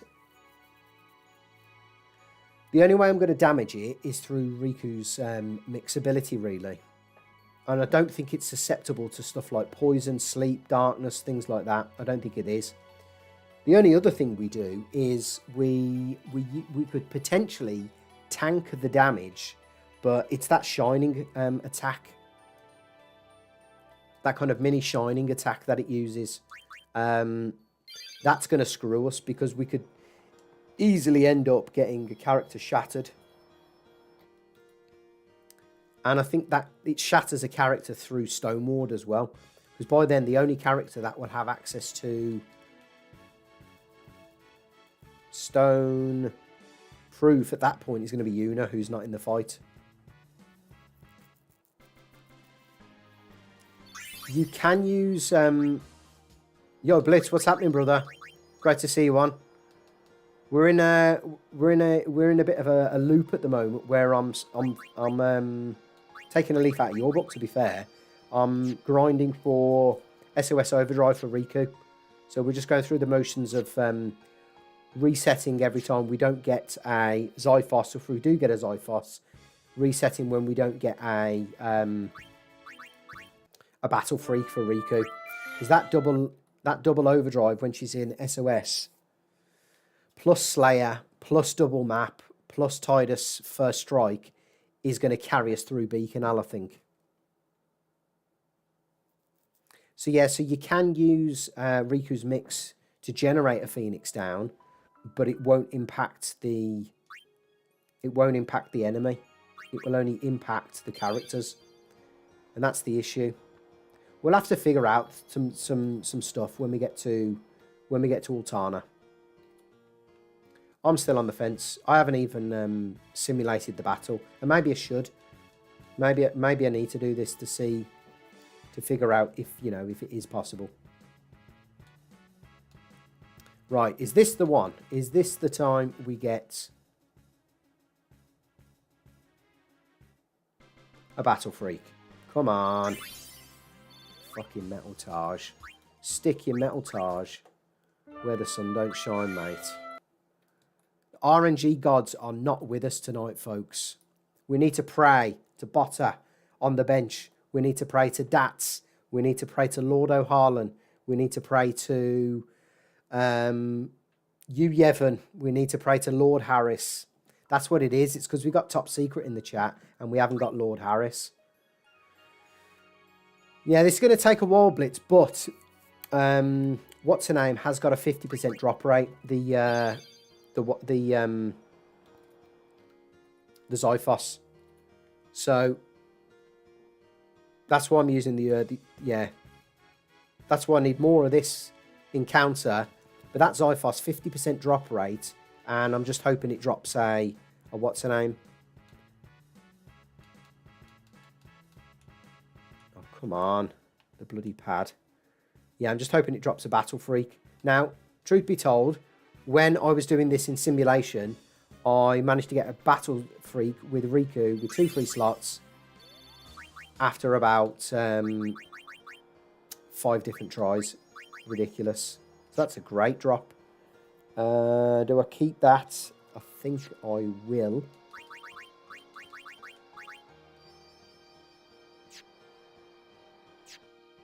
Yeah, we'll go and get Riku's Overdrive back in the Lake Macalania.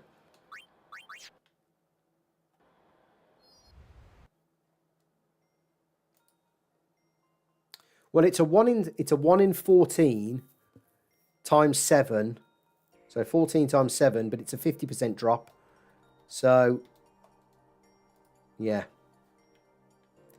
I got it after like 6 attempts in in simulations. The fact that we get a 50% drop rate is really useful. How are we looking? Riku's in SOS, so she's got the Nul-Frost, so that's fine. We're going to destroy a monster ray now with the grenade. Rikku, Yuna can come in for Kimari, who can take care of the big fella. And then I think we just escape here. It's not bad, but you just think,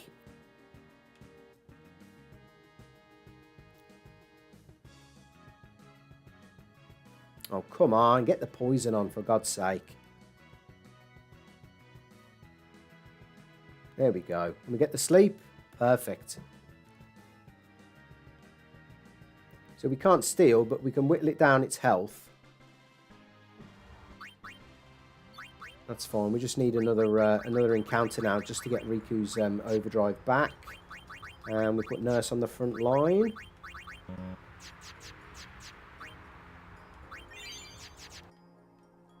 Hey, look, this is the run where we got the waterproof, which was like 1 in a trizillion or whatever the odds are there. 1 in an absolute bazillion. So, you know, a 1 in getting this Battle Freak does not concern me whatsoever.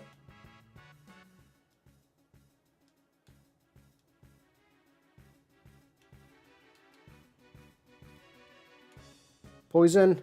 Perfect. Nice. Sleep as well. Oh, even better. We get the sleep. Yeah, it's about 1%, I reckon. But we get the 50% drop, which means we're going to get more stuff more frequently. So, I don't think it'll take that long. And to be quite honest, I don't see how we get through Bikanel without it. So, it could be that we're here all night, and or it could be that we get lucky soon. Right, let's just double check equipment. We've got everyone in the right spots. Lovely jubbly. Right, we're back to it.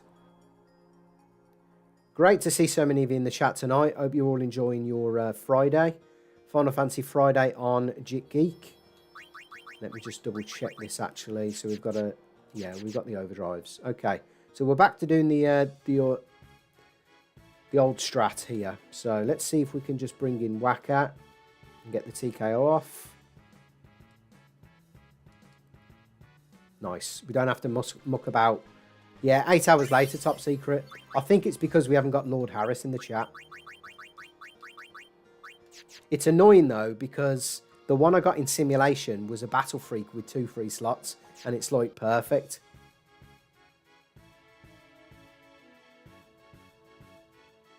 Hey, look, Blitz, that ain't a bad shout, to be fair. So, if I do get a Kimari, drop, I'll keep it as well. But we'll carry on. I think it's only because Kimari doesn't have Slayer at the moment. Let me just bring up my far plane editor just to check that how far away Kimari is from Slayer, because he doesn't have Slayer Overdrive mode at the moment. And I don't know why, he's done a fair bit of killing. The fact that we got waterproof means that I am not concerned with this Battle Freak. I'll be on here all night if it needs to. So Kimari Overdrive, Slayer, he's still got 55 to go. So he's got to have 55 battles where he's killed at least 1 enemy. Okay, that's in order for that Stone Breath strat to work. Blitz. Yeah, she got we managed to get Slayer Overdrive for her in the Moonflow with all of the grenades, you see. So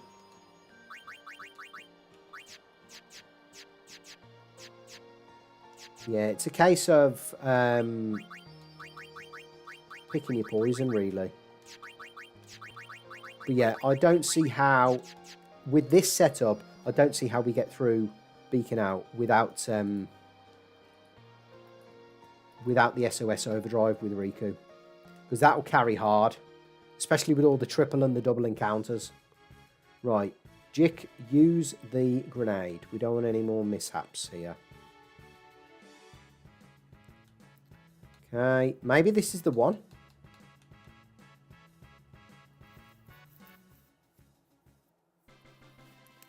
Lord Harris has joined the chat. I thought that was going to be it then.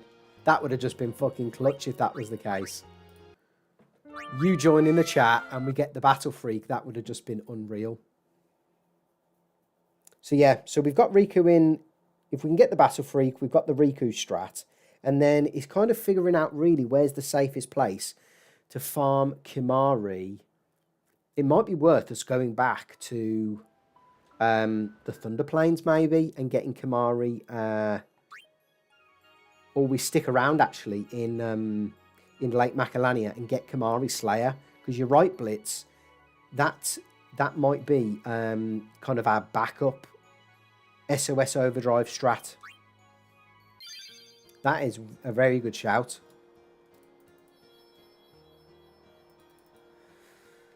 So I'm hoping Riku's Battle Freak comes before a Kimahri drop. The fact is, right, I can't find any evidence online to suggest how the drop percentage is affected by who kills the enemy and whether you get an overkill or not.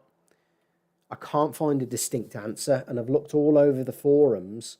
Some people say it's 25% to the character.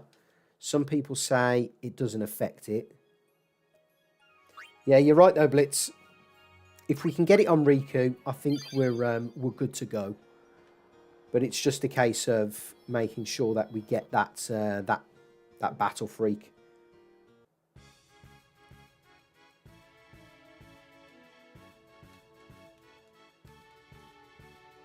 So we grenade the bad boy, and then we go in with the double map. So overkill doesn't affect it, but the person who kills the enemy impacts the drop percentage. That's good to know. And yeah, I wish we were a lot more fortunate at the moment. So that's good to know. 35% for the person who does the killing blow. Okay. So then chances are we've got a 17% chance of getting a drop for Rikku. Well, let's call it 15%. Then it's a 1 in 7. So technically it's a 2% drop.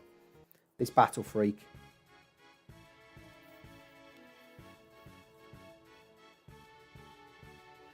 %36% got you. Okay. Then it's a 1 in...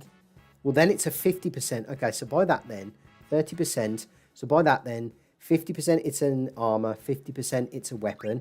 So that takes it down to 18%. And then it's a 1 in 7. So 18 times... Well, 1 divided by 7 times 18. 2.5%. Okay. I'm good with them odds. I'm very comfortable with those odds. Yeah, very comfortable with 2.5%. If my math checks out. Right, Jick, use the grenade you must do to avoid any mishaps. Excelente. And then we move into the double map.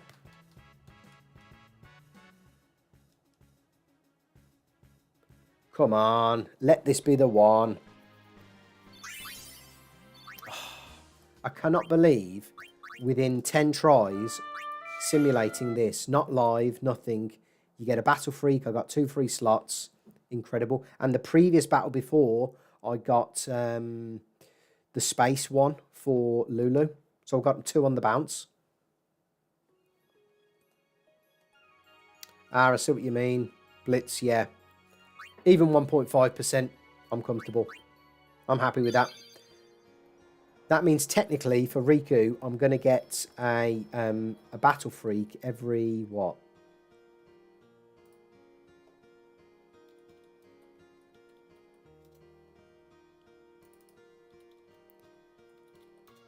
$80 battles.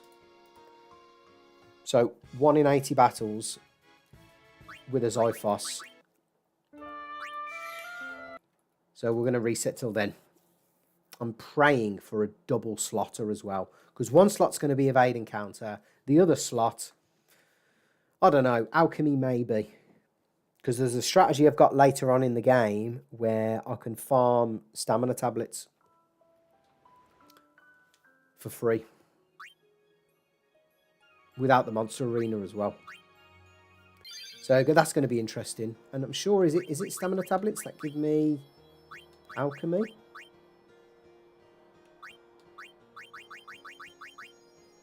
Or is it healing water? No, it's healing water. Ah, my bad.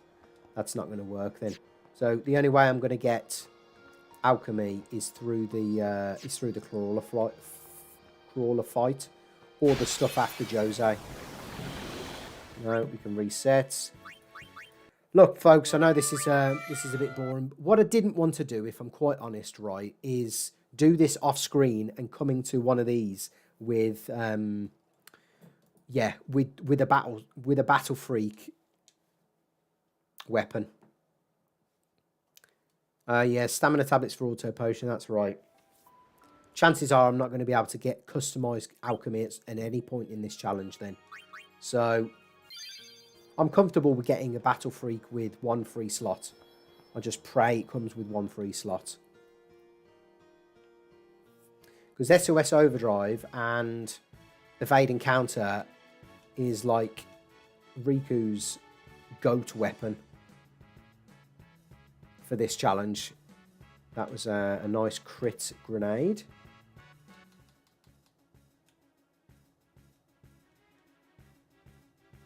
Come on, is this the one? Let this be the one. Oh, for God's sake.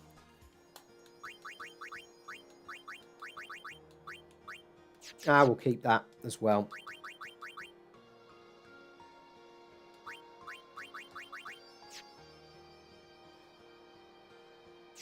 Blitz saying in the chat, I think the only source of healing water is in NSG, stealing from Adamantoise all the way in Sin, Omega Ruins. Yep, spot on, Blitz. What that means is that we've got to get Adamantoise as our first encounter if we decide to go to the Omega Ruins, or if we decide to, yeah, if we decide that, you know, if we get lucky, sorry, in Sin. Right, Rikku's still in SOS, so that's fine. I've kept the Glorious Targe because, to be quite frank, it's a double slot armor. And I'm not going to get a double slot armor for Rikku for a while. So A definitely gets the next turn, and Yuna definitely gets the next turn before the Mafdet. Now, you should be able to take this guy out. That's perfect. And we're all... yeah, all good. All good here. Get the sleep on? No. Easy peasy.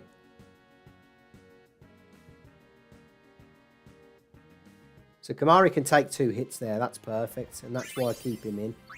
Plus, if we need to, we can get him we can get his overdrive up. So let's just recover these. Oh, Uni needs some more MP. Right, Rikku doesn't actually have an overdrive yet, so let's...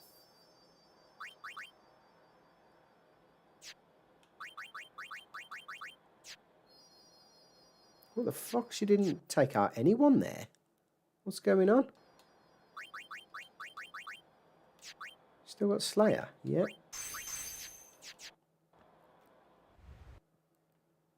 Next one surely drops SOS Overdrive, trust. I'm really hoping that is going to be the case. Blitz, I really am, man. So when are you next streaming, Blitz? Because Lord Harris, thanks for dropping in, brother. Take it easy, and I'll catch you on the next one. Thanks for dropping in, man. Enjoy the rest of your night with the missus as well. So what's next on your challenge then, Blitz? Is it monster capturing with Lulu? Or, oh no, is it, yeah, is it monster capturing, do you think? Or is it straight to the Sin fights?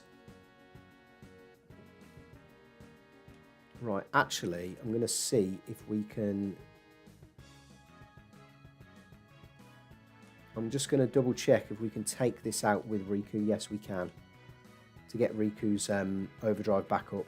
Just using some grenades here. Perfect. You don't think it's going to be... You don't think monster capturing is going to be necessary on your challenge? I think it's busted, man. Lulu, no magic. That's like Rikku, no steel. But Auton Tidus, I get. I really get, yeah.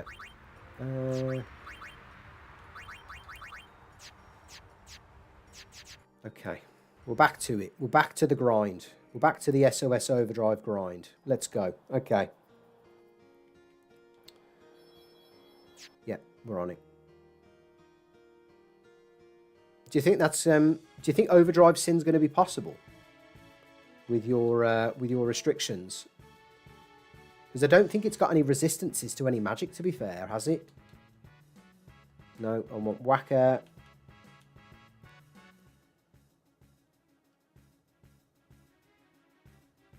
Oh, come on.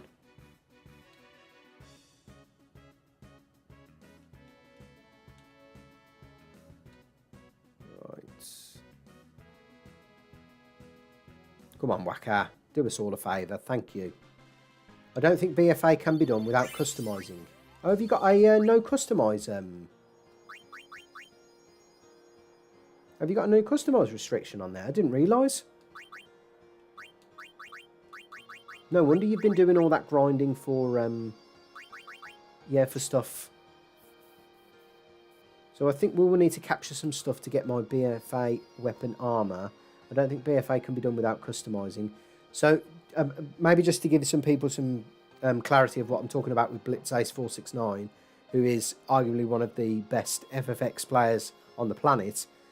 He's currently doing a Lulu, no magic, Lulu only, no magic, own sphere grid, I think, as well, Blitz.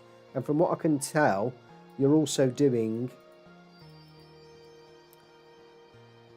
no customise, no escape, and no encounters.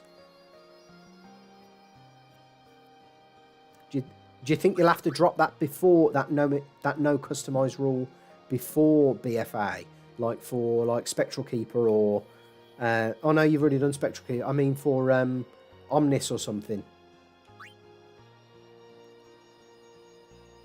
That's really good, man. So yeah, if you join us on the VOD, feel free to check out Blitz Ace 469, another great Final Fantasy content creator, doing some crazy challenges at the minute. Much like Loot Goblin in the chat as well. They've done some really crazy challenges on their channels. So yeah, give them a follow, give them a watch.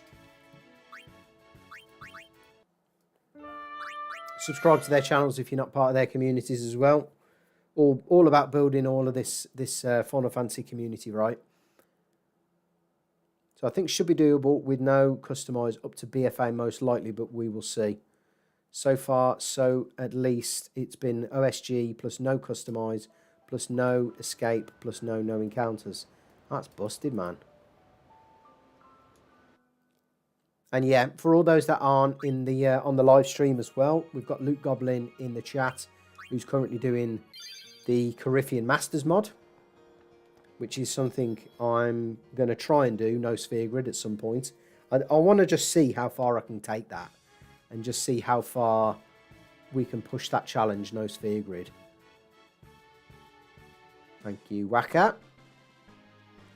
I know it's not possible, no sphere grid, right? There's certain parts of that game that are not possible, no sphere grid. Certain parts of that challenge, no, that are not possible, no sphere grid. Oh, come on.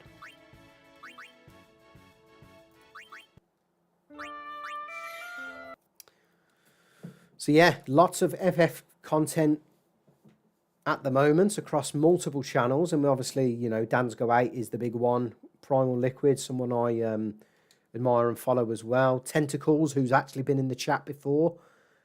He does some crazy FF challenges as well.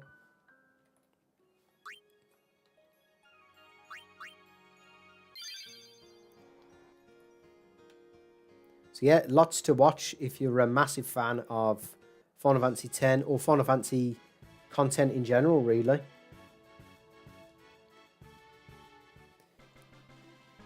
I'm partway through my my latest challenge that I've completed, partway through the script. That's I don't know when that's going to come out, right? That's just something that I'm kind of ticking along with in the background. In terms of the editing and the script, getting all that prepared. I've actually got a feeling, though, I was going to do a multi-part series with this next challenge that I've recently done, but I'm actually considering just pumping it out as one video. Oh, come on.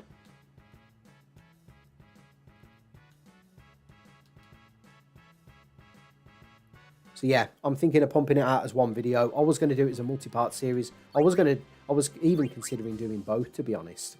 But as in like a multi-part series and an edited one video for this challenge I've recently done. And then I've also got another 80 hours worth of content done from another challenge, a second challenge.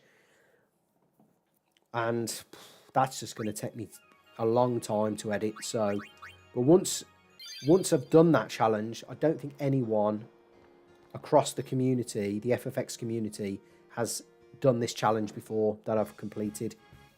So I'm really excited to bring that second challenge to you all at some point, right? I'm not making any promises when that's going to be. It'll be sometime this year.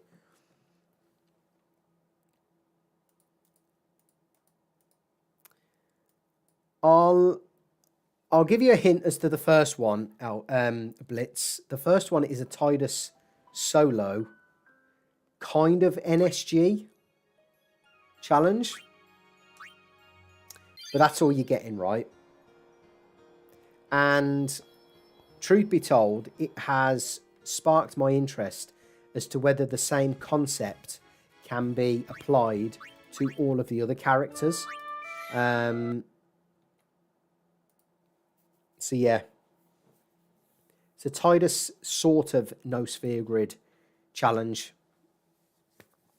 And the other challenge, I'm keeping my lips absolutely sealed, but I've taken some, I guess then, a slight hint about the second challenge. I've taken some ideas from the Pokemon community. So, and it's not a Nuzlocke. Oh, come on.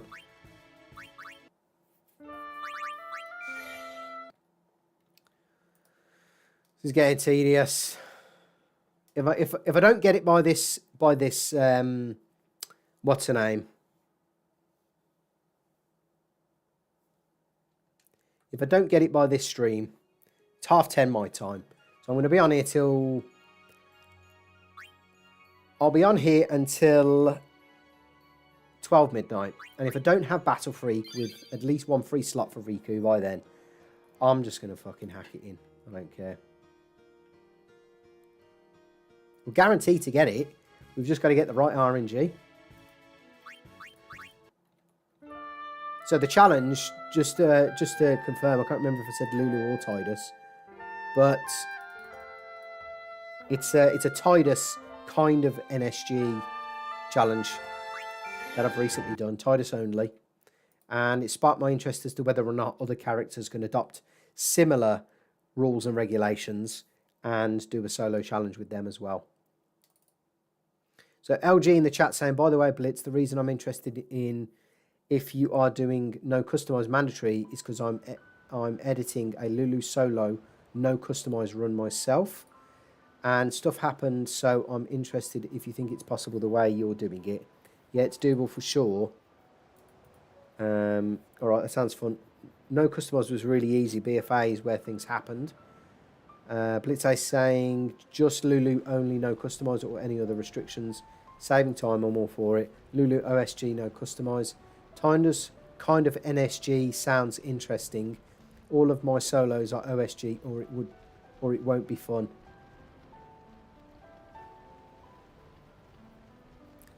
And Blitz saying, yeah, of course, OSG is automatic in my brain. Now, look, we can all have our opinions when I get this Tidus solo challenge out then. But the one with Tidus was hella fun, and the other challenge I've done, arguably the most fun I've ever had playing this game. Yeah, the second challenge. So the first one I'm going to try and get out in the next couple of months. And I know I know months, right, but a lot of stuff going on. So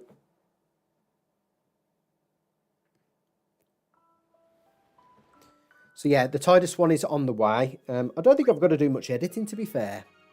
It's just a case of getting the script. But because I recorded it without any commentary, I've now got to retroactively go back and add the commentary, which is the thing that's going to take me time. Oh, for God's sake, we're not getting any Zyphos. So, yeah, that's the thing that's going to take the time. But for the other solo kind of NSG ones I've got in mind going forward, I'm going to do commentary. I may even do them live and then edit them and then get them out as a VOD later as an edited VOD.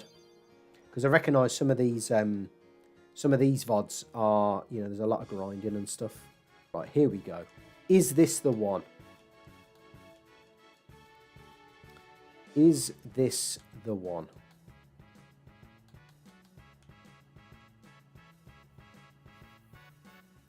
Come on, Battle Freak. Nope.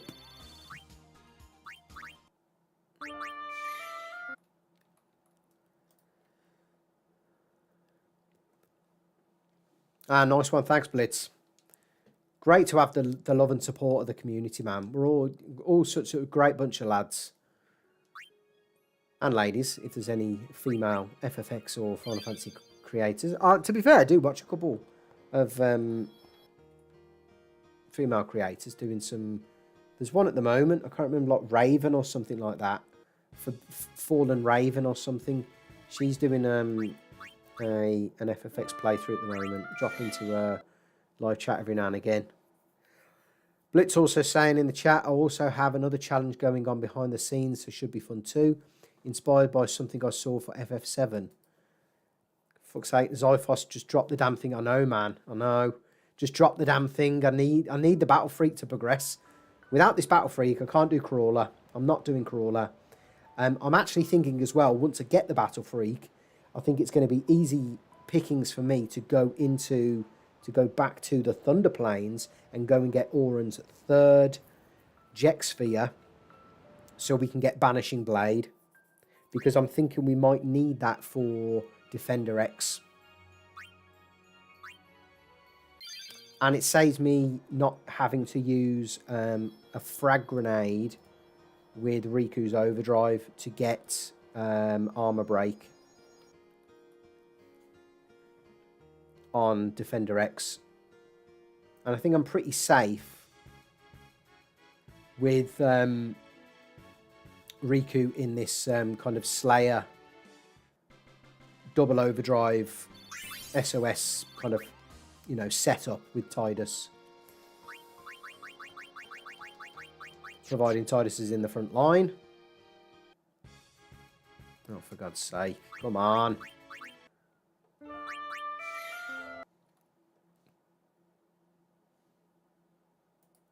Yeah, Banishing Blade, really good, man. Banishing Blade. And you know what? I only realised the other day that Dragon Fang from Auron comes with a delay effect. Honestly, you learn something every time. You learn something every time. Learn something new every time you play this game. And it was only the other day, I think it was on Jegged or the Final Fantasy X wiki or something, and I was looking through Auron's overdrives. I think it was when I was looking into like how I can make this challenge a bit more fair. And I got looking into Auron's overdrives, and it just so happened that I figured out that his overdrive comes with, his Dragon Fang comes with the delay effect. Banishing Blade is full break, if I can remember correctly. Shooting Stars eject. Tornado, I don't think it comes with any additional effects, does it? It's just the first three. And I don't think I've got the need to go back and get all 10 for Tornado, unless Tornado comes with something mad that I'm not I've forgotten about, or I haven't considered.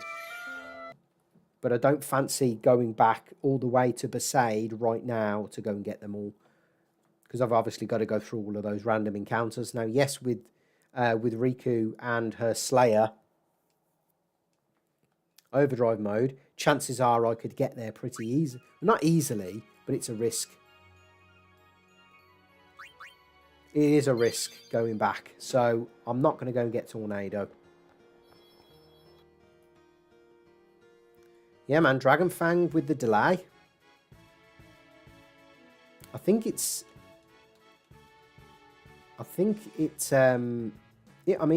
could definitely get me out of tough situations, like tough random encounters, I reckon. Is this the one? Is this the Battle Freak? Come on.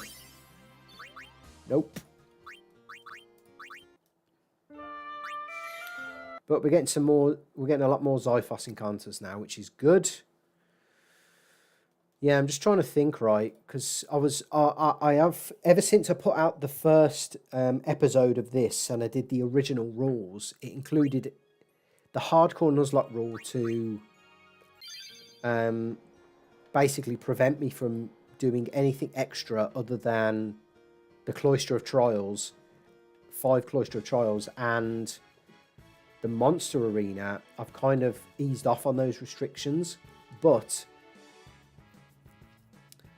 it still means I can't get easily an item that gives me one trio. I just basically need one item to give me trio to get through. What the fuck is a Buster Glove?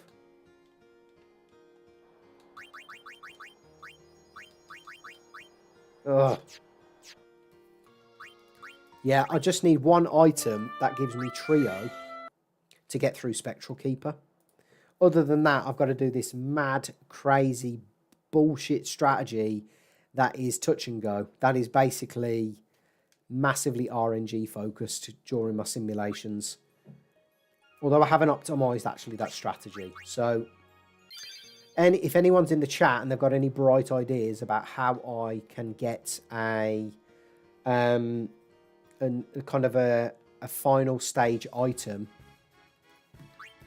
that will allow me to get trio without doing any of the mini games. So that's the butterfly hunting, the chocobo racing, blitzball, or lightning dodging.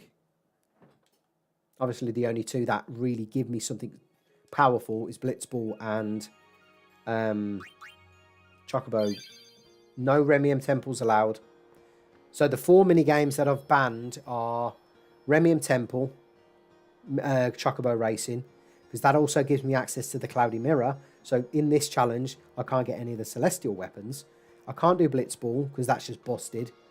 I can't do Lightning Dodging, and I can't do for the extra Teleport Spheres, and I can't do Lightning... I can't do Butterfly Hunting for the extra Teleport Sphere, and I can't do Lightning Dodging for easy bullshit items, basically. if my strategy versus Spectral Keeper doesn't work, and I think it will, I think it's just probably going to need another couple of tries, but that's, I think, why I've put in a save state before Spectral Keeper, because I actually think Spectral Keeper is a coin flip. It's massively RNG. So no mini games. Is the Albipromeric compilation for Underdog Secrets allowed? No, it's not. No. It's not in these rules, right? What I've banned is Albed Compilation Sphere. It's in the description, actually. Got the updated rules. So the second hardcore Nuzlocke rule is you cannot use the Albed Compilation Sphere. You can't collect any primers, minus the one that Ring gives you before the Chocobo Eater.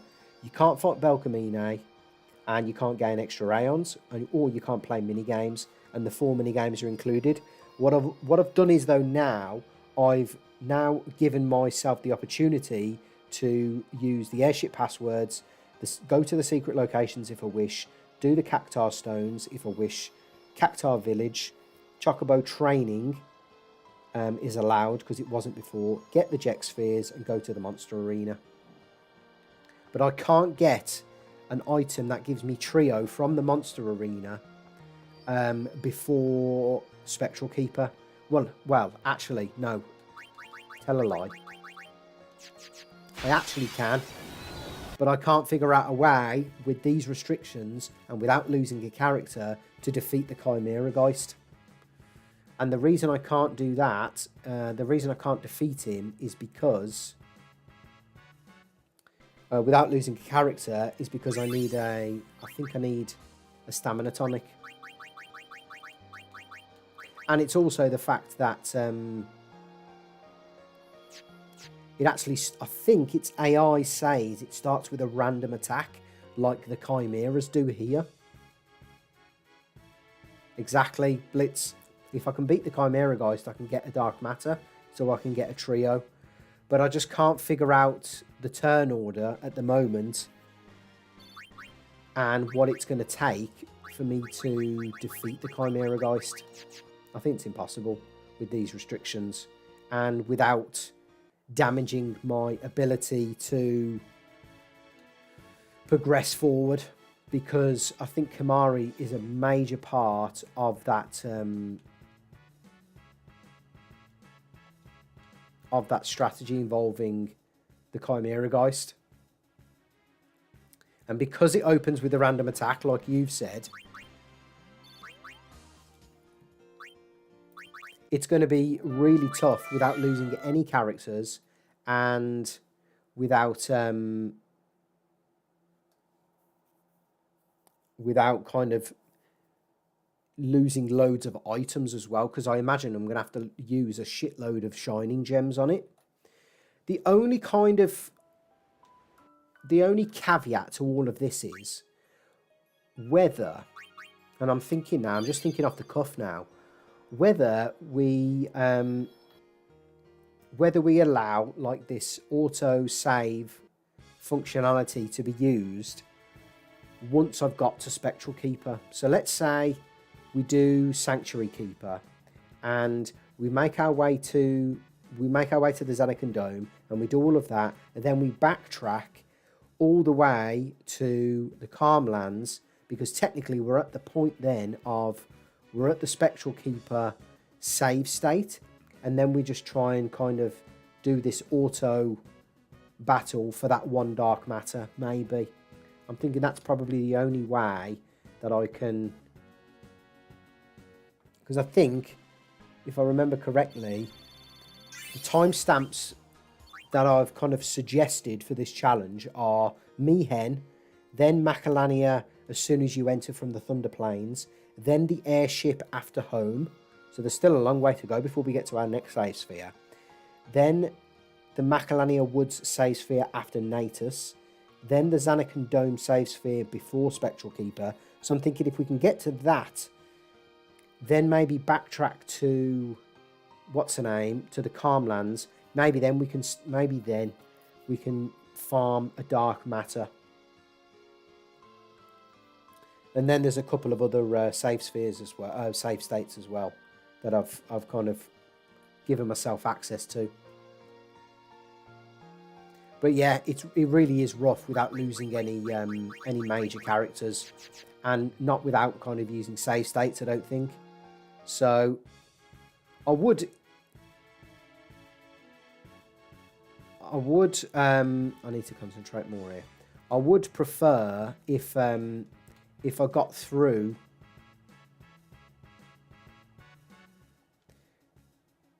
Sanctuary Keeper, Spectral Keeper with my intended strategy.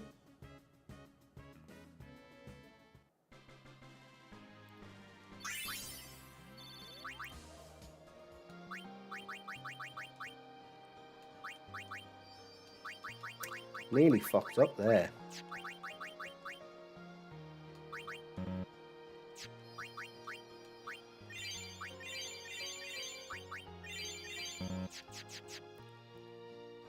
Talk to me more about the bird guy blitz, because I'm sure it's to do with something like I've got to have auto potion and evade encounter, and then I can auto win basically versus the big bird in the monster arena. Is that correct? The trouble is I can't capture. Can I? Can I capture every fiend in Besaid before the Spectral Keeper? I don't think I can. I don't think you can get past Guado Salam before Spectral Keeper, can you? Or can you?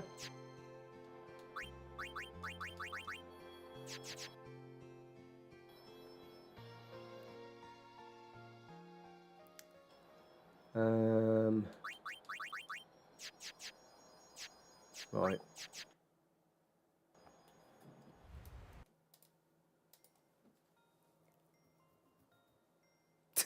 At the end of this, I'm going to remind her about what isn't and isn't allowed. At the end of the day, LG, I think at the moment I'm just sticking with the rules that I've got in the description. But it might come a time where we've got to introduce some fucking bullshit rule that allows us to get past, that allows us to make it as far as we can in this challenge, right? At the end of the day, all you got to remember is 1 steel per route.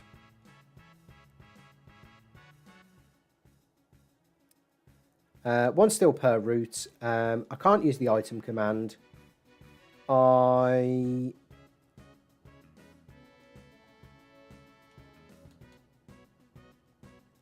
must nickname characters, which I've done so. What else? I can't do mini games. I can't do anything to do with Belgamine or extra Aeons, and I can't do anything to do with Albed Compilation Sphere or the Primers. Other than that, I can't have the same equipment slot on a character, and Aeons can only be used during bosses. That's pretty much it, really.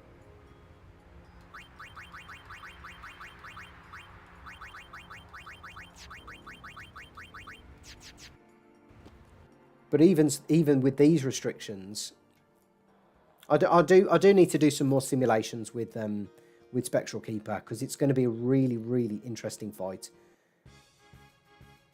The only thing that falls outside of these rules are the save states that I've introduced. So they're kind of the latest enhanced rules. But everything's in the description. Yeah, the rules are all in the description, even the updated ones that you and I have talked about over Twitter. So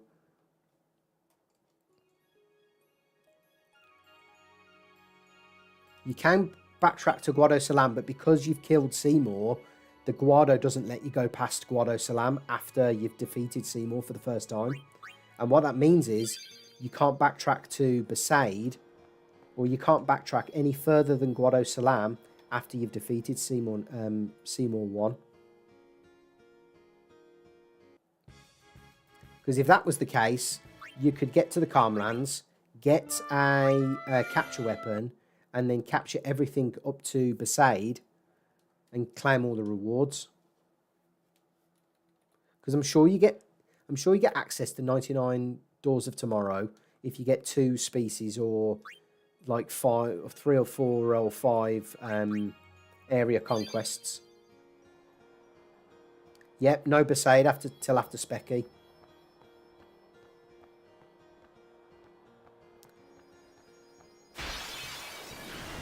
Here we go. Right.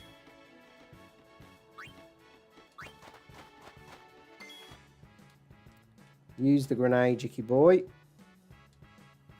Is this the one? Is this the one?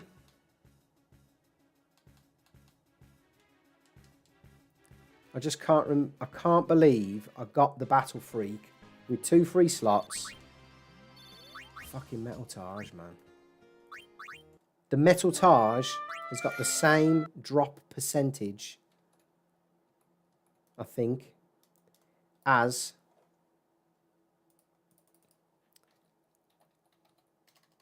the what's her name? As the SOS Overdrive has. Oh no, it hasn't. No, it hasn't. Sorry, my bad. Yeah, we'll keep going though. Exactly. Right character, wrong drop. Blitz. Yeah, I've just checked the P. Birdman guide.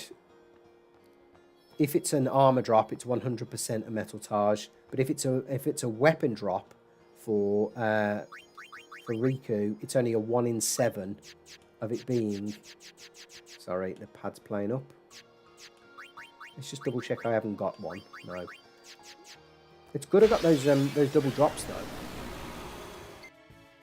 Right, is this the one? So let's use the grenade. And I've got an overdrive. Beautiful.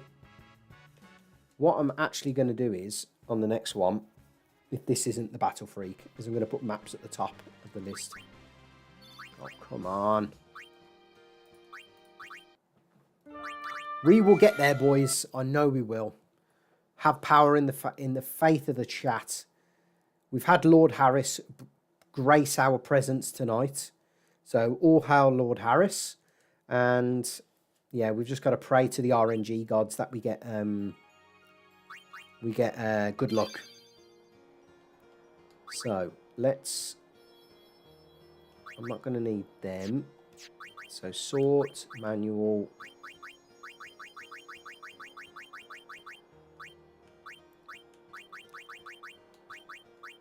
Mega potion as well. I'm going to swap with grenade.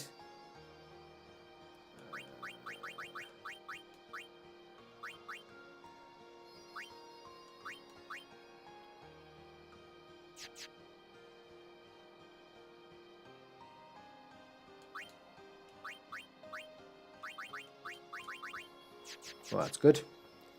In fact, let's just stick in the autosave again.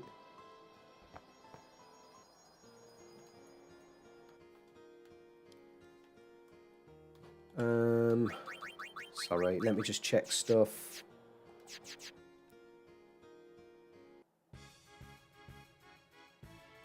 Is this the one? Because I remember during my simulation fights.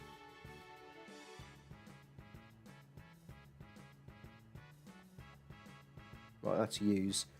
It was a single Zyphos battle that actually gave me the Battle Freak. Oh, did a crit there. I didn't know Potato Masher could crit. I did not know that could crit. Does that mean then that that stuff like the Tall Boy can crit? Because if so, that's another possible outcome for the Everay Altana fight.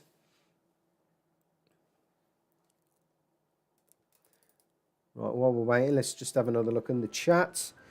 LG saying, Blitzace469 just saw the question about BFA. All I'm going to say is that since you can't use magic, you will probably not encounter the issue I had. A while ago, I did an own sphere grid, Lulu only, no customized, no item, no overdrive, and BFA was a big pain, and I never beat him because you won't be killing the pagodas. Biggest issue was being too slow and not being able to have both Stoneproof and Element Eater at the same time. A lot of the mixes can't crit. A lot of the mixes can crit. Oh, that's good. I think that if it doesn't have fixed damage, it most likely can crit. Well, that's ace, man. So does that mean, like, the elemental ones can crit then? Like, each one of the attacks can crit? You know, lightning bolt and firestorm and stuff like that.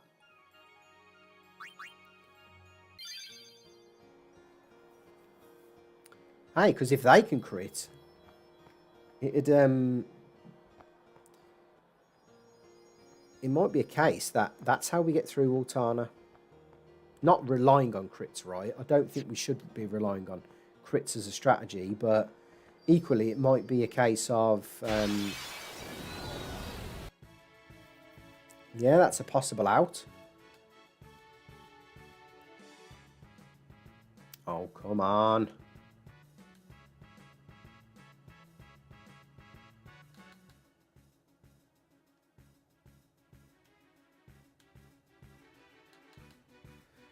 Okay, let's defend. Wakka has another go. We just have to... I don't know why I use the Stone Breath here, because I always reset after anyway. It just makes me need to reset. Just saves me messing about getting Kimahri's Overdrive back. I can just do a quick reset and then I'm back to where I was 2 minutes ago. Elemental mixes can't crit. Yeah, elemental mixes can't crit. But the grenade type of mixes can crit. And I never saw the Chaos Grenade crit. But I think it can. So Potato Masher, Tall Boy, Pineapple, Chaos Grenade, etc. can crit. That is very... See, you learn something new every day with this game, man. I'm telling you. Either by one of you guys or just trial and error, really. I never knew that. And that, look, that I think that's a game changer to know.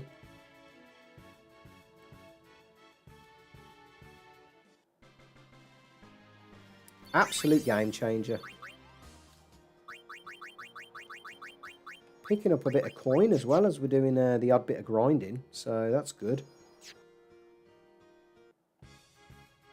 Oh, no. So you lose the coin because I have to reset because I don't get the Zyphos encounter. This is getting a bit fucking tedious now, if I'm quite honest. Yeah, so basically all of those kind of grenade or map-esque overdrive modes. Ah, very good point. Very good point, Blitz. Just use Miracle Drink. Absolutely. Is Miracle Drink the one that gives everyone double crit bonus? Or makes everything a guaranteed crit? Loot always saying, I swear to God, I always knew those overdrives can crit. Used it hundreds of times and never saw Chaos Grenade crit. Yeah, I don't think I have. I think that's the first time I've ever saw one of those overdrives crit. Especially a Potato Masher. And that's like my go-to strategy for NSG.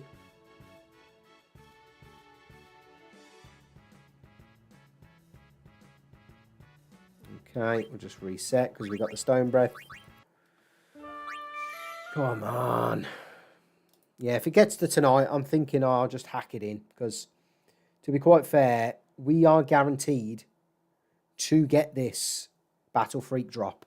I wish I would have just kept it and said, I got this off screen. In my simulation, I wish I would have kept it and just said I got it off screen. Coke combo, Miracle Drink plus self-destruct. Plus Kimahri with extra health. That's like... You're talking quad 9 damage there with the crit. Right, here we go. Here we go. Is this the one? Is this... I threw myself off now because I've moved where grenades are.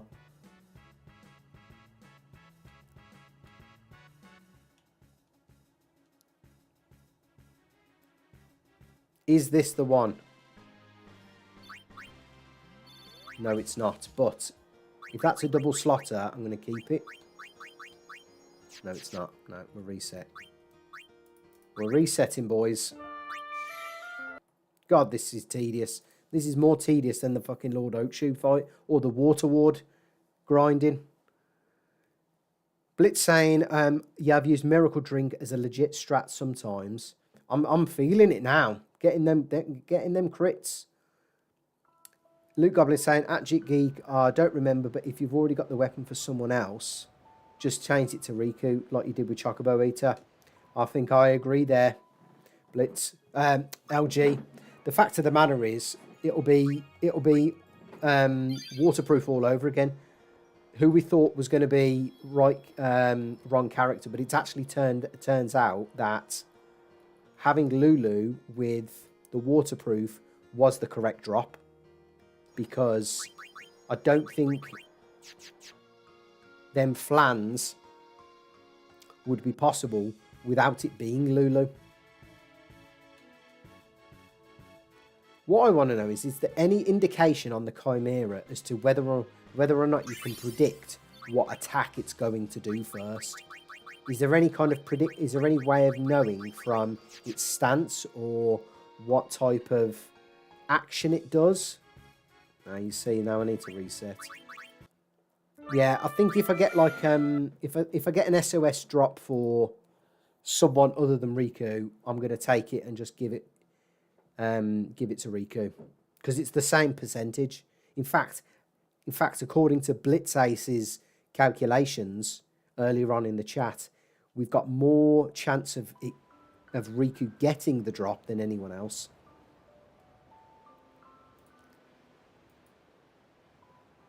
NSG Kamari can actually reach 999 damage with self-destruct with the right setup.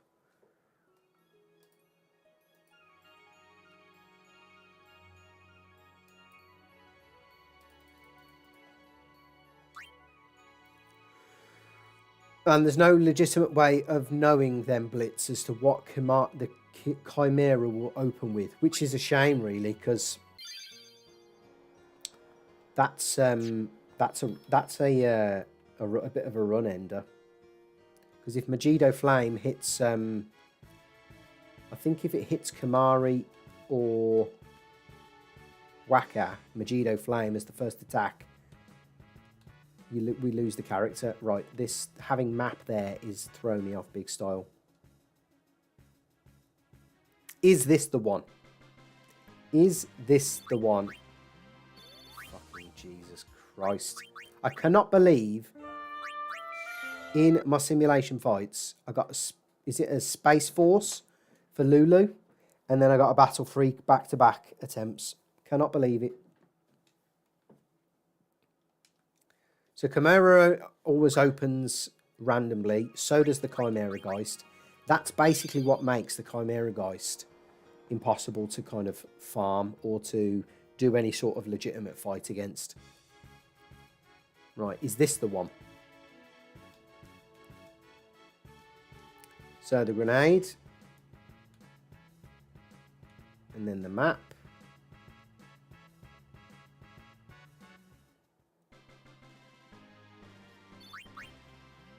Oh, come on, just for anyone now. I'll take anyone.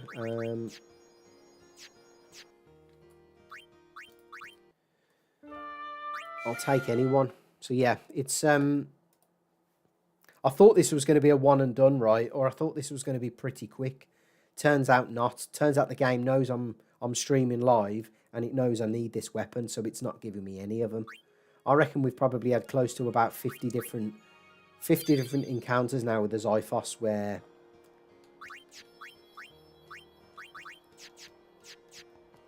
yeah, we've had I reckon we've had about 50, close to 50. Which means we should have only have had like a 0.75% drop.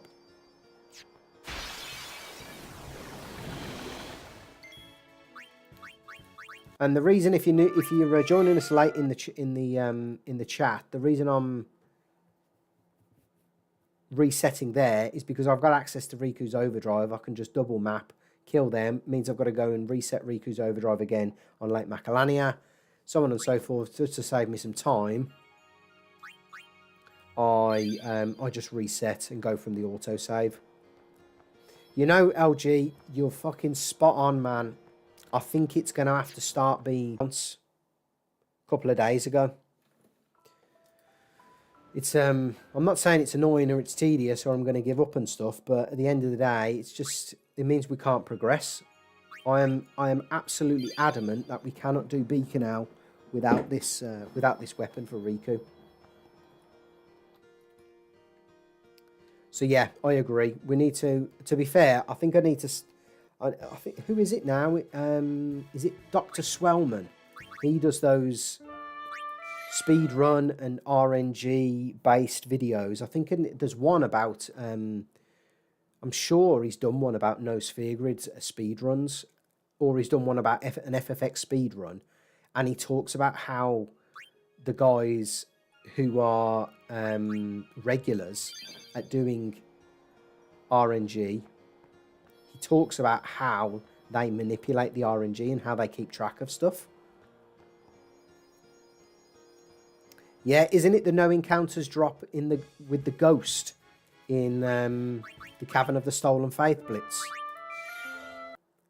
Because if it is, I could really do with knowing how they manipulate that, because I have a suspicion that I'm going to need a no encounters armor at some point in this game, and I won't spoil it yet, but there's one legitimate reason why I'm going to need a no encounters.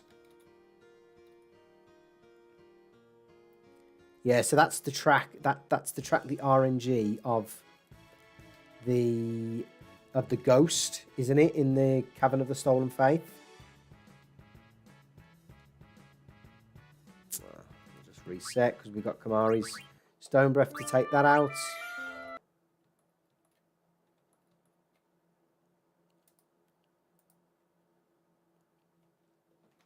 I think there's a tool where they plug in encounters, character deaths, etc., but I have no idea. Yeah, I figure that's probably going to be the next evolution of this challenge. In order to get through certain parts of it, is to really know how to manipulate the RNG, or use them RNG calculator tools. I might have to check out what's her name's Dr. Swellman's videos on that, to be fair, because he's done some really good content, to be honest, and a lot of it is Final Fantasy based. I know he's done a couple of other genres, but yeah, he's pumped out some really cool either speed runs or I think the latest one, or one of his latest ones, was some guy finishing FF9 blindfolded, and he got Excalibur 2. So if you know FF9, you'll know this legit. You know that getting Excalibur 2 is like a challenge in itself, but this guy did it blindfolded. And Dr. Swellman did a cracking video on that, to be fair.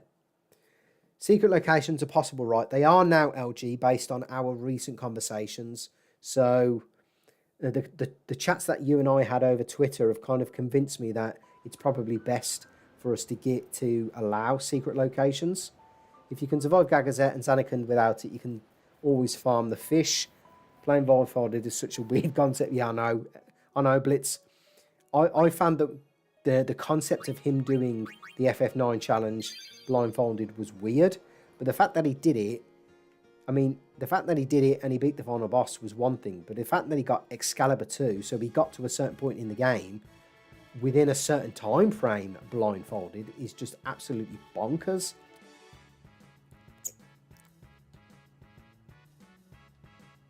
Yeah, it is such a crazy challenge. Ugh. I just want one now. I just want it any.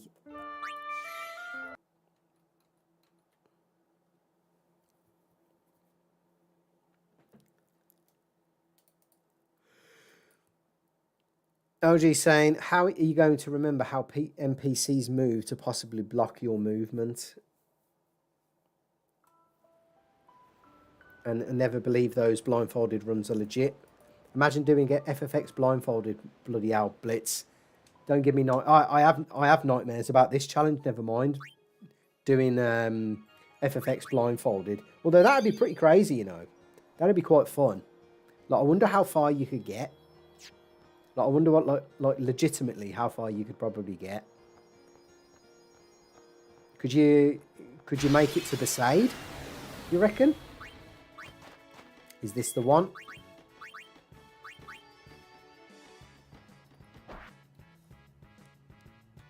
Double map. It's threw me off. It's still there. Come on, Battle Freak. Fuck's sake. Excuse my language. You know what it'll be. I'll get Battle Freak and I'll get no free slots on it as well, which would just be a bit of a piss take, really. And you have to do Bevel Cloister Trials. Imagine trying to do that blindfolded. Oh my god. With the platforms, man, I reckon that'd take about. I don't think you could ever probably do that. You quite, yeah, you quite rightly so there. That'd probably be like the run ender. You could get to the Via Purifico, and that's it.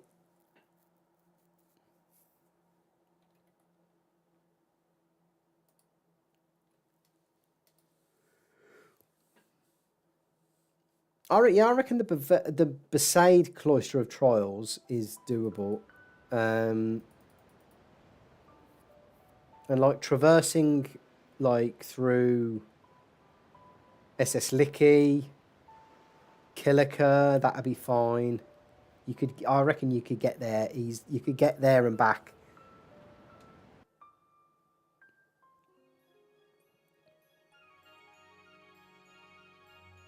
There is maybe a way to know how to move, though, within the Bevel Trials using the music beats. Are you serious, LG? That's like some crazy... That's like some crazy, like, speedrun strat, that is. Knowing how to manipulate the platform.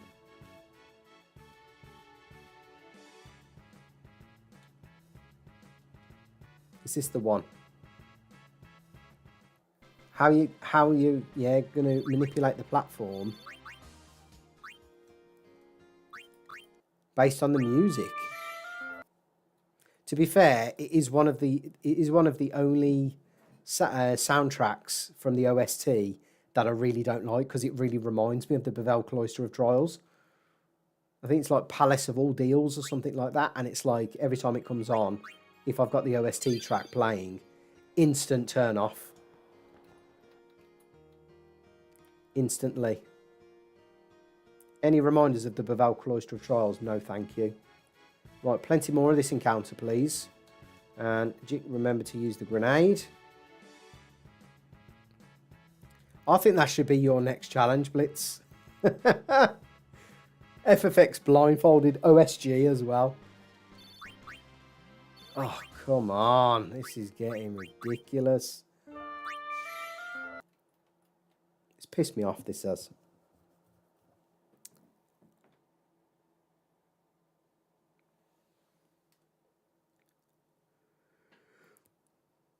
I agree. To be fair, the reason I don't think you can give this game like a 10 out of 10 is because of the Bevel Cloister of Trials. It is the most tedious. And it gets easier with like age and time and stuff, right? But even going to it now, like on challenges I've recently done, even doing it, it's just a fucking ball ache. And I hate doing it.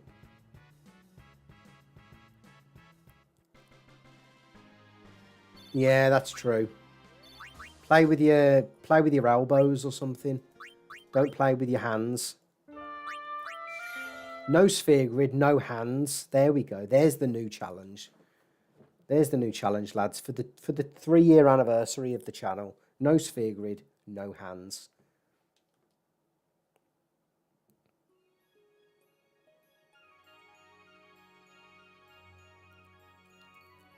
I saw a streamer beat Elden Ring with a dance pad. Bloody hell. FFX with a dance pad. Let's dance to the beat of the Palace of Ordeals.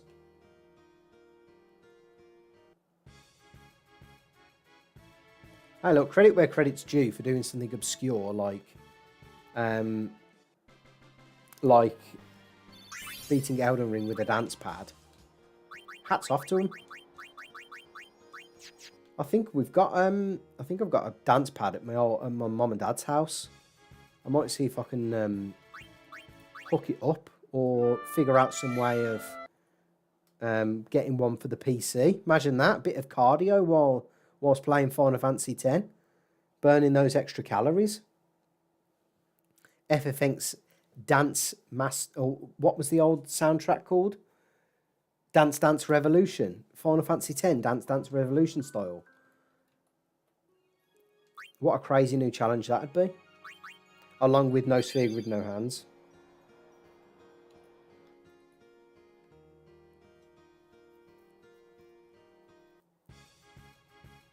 Oh, for God's sake.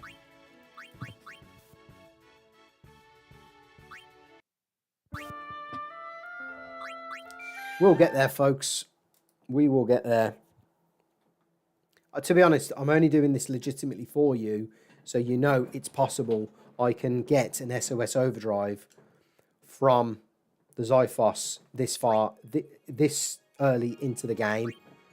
This is the reason why I want it legitimately, is to show you. I just pray it's for Rikku, and I pray it's got one free slot. I'm comfortable with one free slot. 2 free slots, though, would be fucking busted. Because I've then got the opportunity to add pretty much whatever else I want. I don't think I'm going to need to add First Strike, because Tidus has got the First Strike. And that's going to be the only First Strike I'm going to find in the wild, because the other one would have been from Auron's Celestial Weapon, but I haven't got access to the Cloudy Mirror in this challenge. Close to 3 hours, and I apologise, we've not made... I did intend for this to be a this type of session, though. We've got Riku's first steal. We've managed to actually get quite a few, what's her names as well, Arctic Winds. So the next one, I promise, which I think is probably going to be Sunday stream, we're going to motor on. I'm going to be on here until about 12, half 12, trying to farm for this... Battle Freak, or an SOS Overdrive, an SOS weapon for someone, until we get it.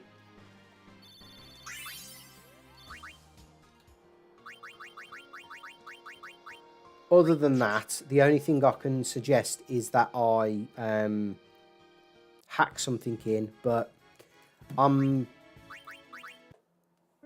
if I was going to hack it in, I'd probably just hack it in with 0 free slots.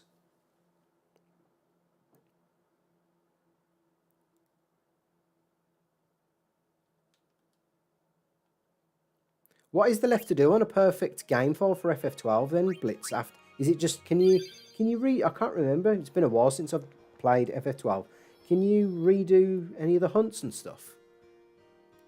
I don't think you can, if I remember correctly. It's the only trouble now. We're gonna get a mad streak of no Xiphos encounters. I just want one weapon with SOS Overdrive, and then I can show you it's possible. I would feel better in myself then, much like we did with the waterproof stuff.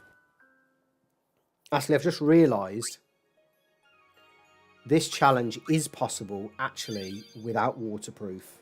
Macalania is possible without waterproof because Lulu has access, or potentially has access to, SOS Nulltide, I've just realised, from Luca.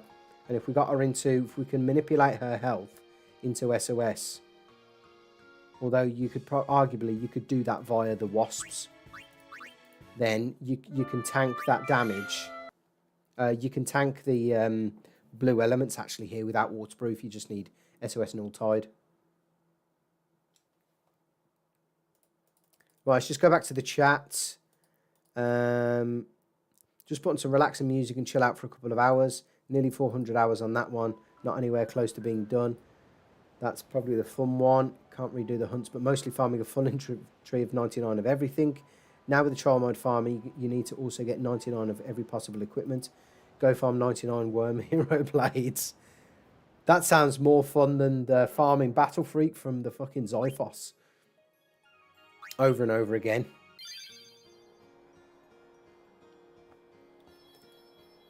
Yeah, I really did though. I really did intend for this session to just be about the grinding. And just to be about getting this Battle Freak. Although I didn't recognise it would take this long, having got it in less than 10 attempts on an offline version, which is, and this is why this is pissed me off, because I got 2 SOS drops in less than 10 fucking attempts.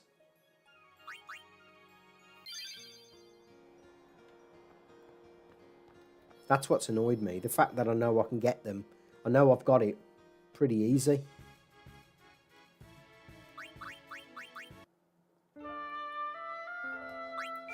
Which challenge is this, Blitz? Is this your is this that FF12 one you were doing recently with the trial mode?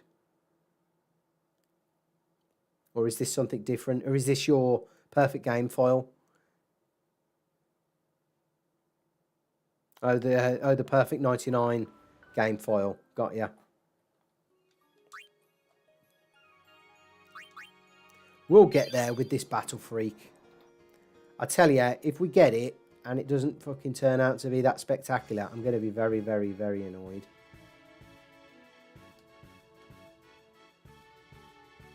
So, Grenade, and then into the maps. And I've moved the maps first there now. Oh, that crit again, LG. That potato masher. You're a fucking warrior's sword, for God's sake. I live in hope. I live in hope, folks, that one day we're finally going to get a Battle Freak or some form of equipment with SOS Overdrive, which I think by now, because I've spent over 3 hours by the looks of it, I'm going to be just moving across to Rikku.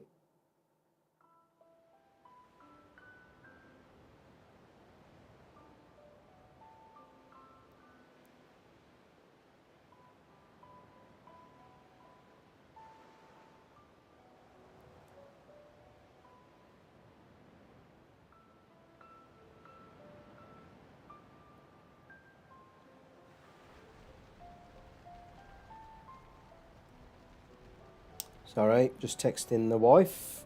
Just checking in. Okay. Okay.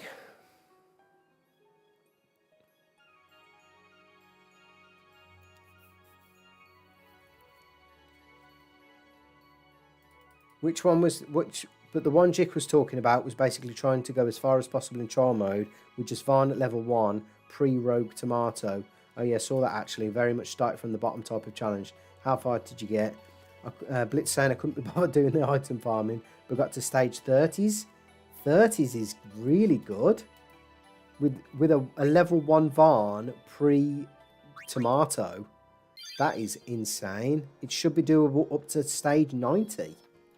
What's stage 90, Blitz? What's the significance of that stage, and why can't you get past it? So, Grenade into double map. Is this the Battle Freak? Come on. I've just realised I've got Grenade on my shirt. Fucking Devastator. I am devastated that we got that. Now, if this is a double...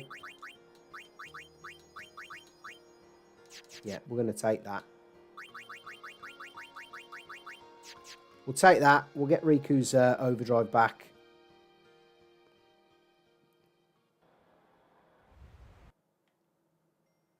Great to see so many of you in the chat still on this Valentine's evening. Hope you're all good. Hope you're all enjoying your evening. And thanks for being with Jit Geek tonight. It's been a very entertaining stream so far.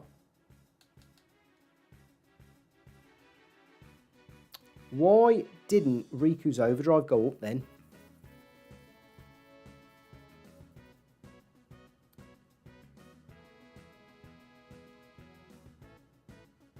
I wonder.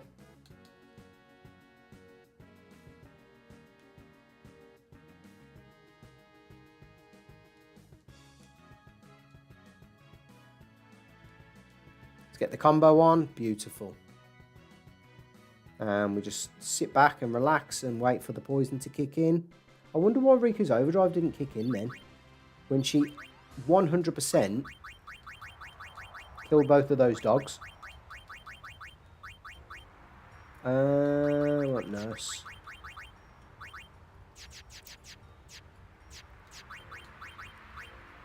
Oh shit, I've already used the map there. I forgot you could do that. Okay. We're still good for grenades, but we've got quite a bit of cash, so...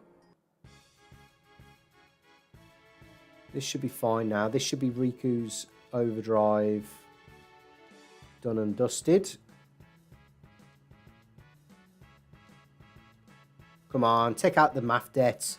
Beautiful. And bodyguard comes in with the sleep strike.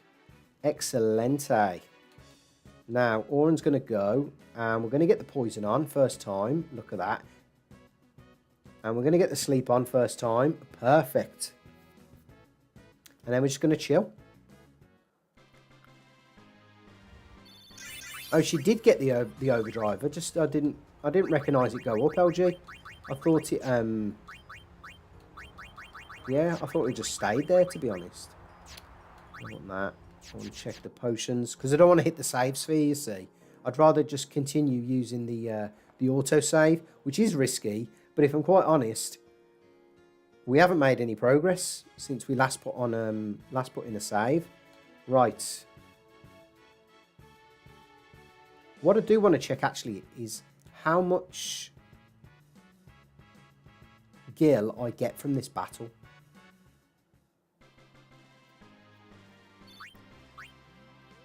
Metal Targe, fuck off. Excuse my language. We'll get there. Once we've got this, once we've got this, this battle freak, we can move on. There's a couple of things I do want to do. I want to get Auron's third Jet Sphere from the Thunder Plains, and I think with the battle freak, I think we're going to be in quite a safe place to traverse the Thunder Plains again. It does worry me, if I'm honest. That single Iron Giant encounter does worry me, but I think we can get Auron's third. So let me concentrate here a sec. Yeah, Auron's third Jet Sphere, so we can get his overdrive, Banishing Blade overdrive. We need to get Yuna a full overdrive. Harris, welcome back, brother. No luck farming so far, but we're you know, we progress and we carry on. I'm thinking I'm going to stick around, and I don't mind if no one's in the chat at this point. But yeah, I'm going to stick around until we get this this battle freak, I think. Great to see you back on, Harris.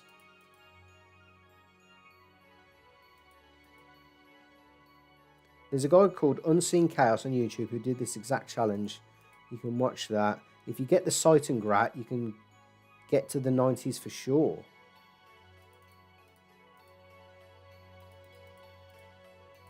Jesus. The Behemoth King and Zodiac will probably do your head in. I really need to go back reading about these hidden game mechanics, most likely. Is Kamari using Sleep Strike or just Tux? He's using the Sleep Strike that we got from the Grief fight, as LG said.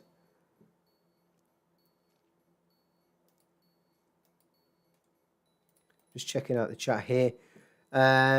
Luke Goblin, Atjik Geek, Rikku did get the overdrive gauge from killing the dogs. Any luck farming from Lord Harris? I can't hear anything, so someone in the chat needs to say. Lord Harris, he has obtained plenty of metal equipment, nothing useful at all. but currently being farmed. Yeah, currently still farming the...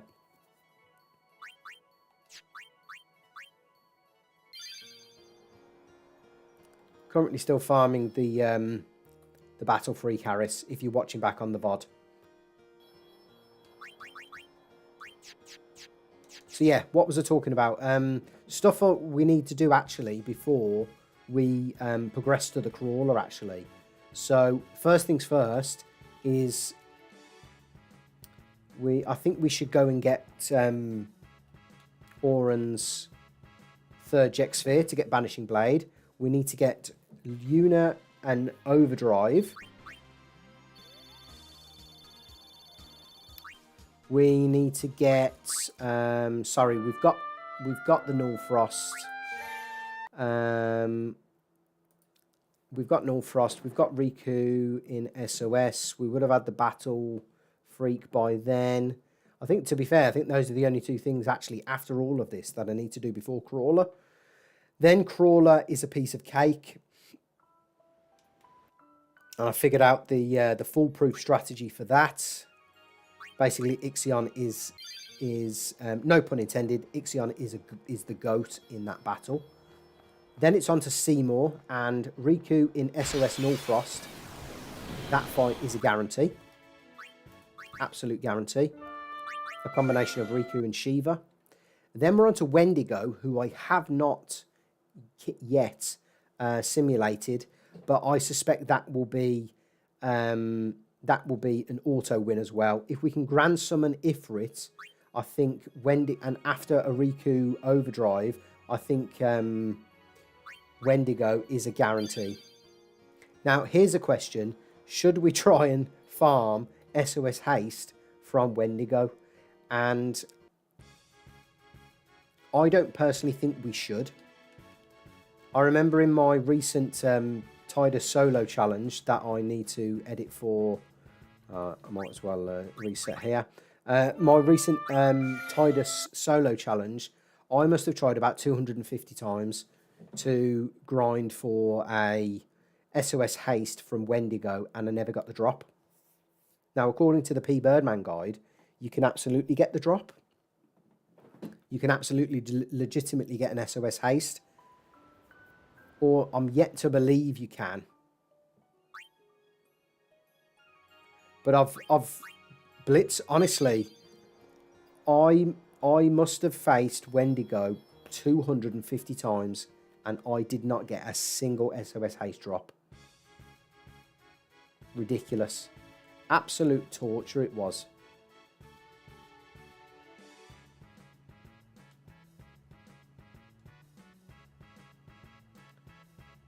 Right, is this the one? Battle Freak or SOS Overdrive for fucking anyone. I'll take it for anyone. I'm wondering if it affects, if the fact that we're going from an auto save, I'm wondering if that's affecting our RNG, you know.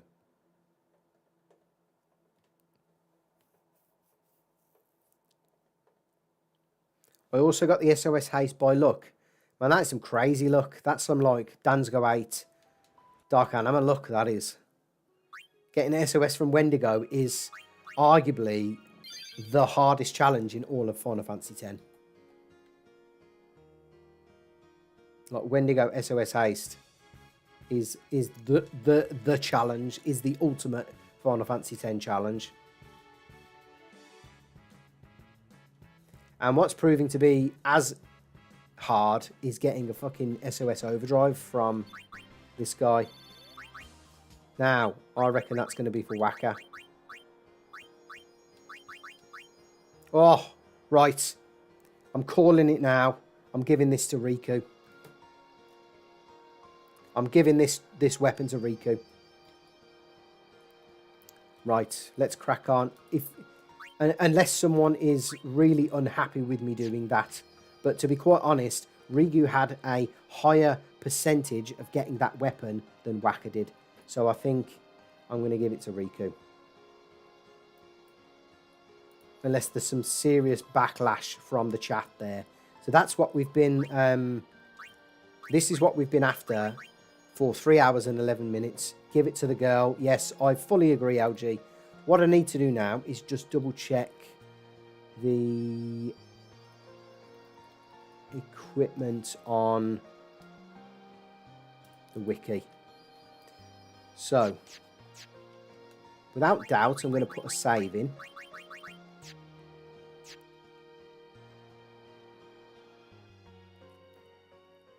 You let Rikku have the ball. Shall I keep it as a ball?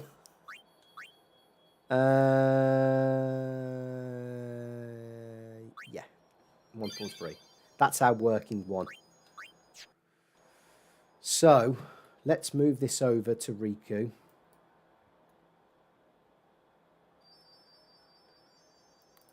So I appreciate everyone sticking around for this. We finally got the SOS drop and we got the 2 free slots. So I'm going to give this to Rikku. Because like I said, she had more of a chance of getting that drop than Wakka did.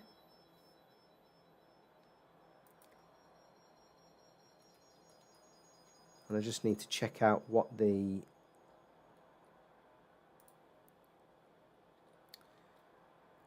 SOS Overdrive is called for Rikku. I know it's Battle Freak, but it's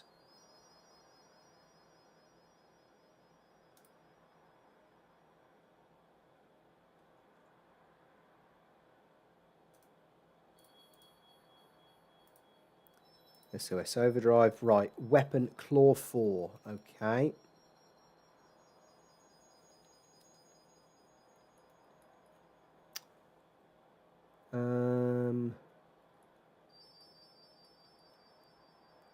Claw standard, claw spiked.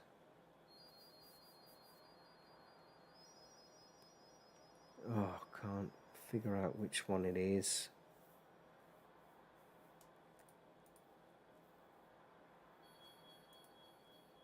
So it's not that one. So claw 2 is claw spike. Oh, is it just claw blue?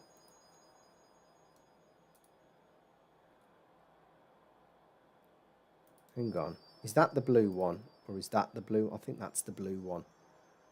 So claw standard.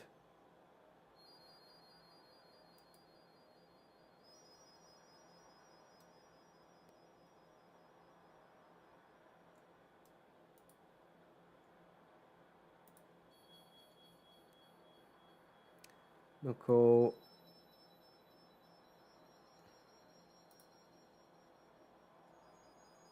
Where is it that gives me a list of what this, what weapon this is? Oh, for God's sake.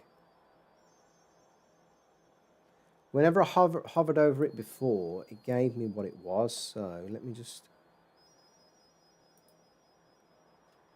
Sorry about this, folks. I'm just making sure that I've got the right...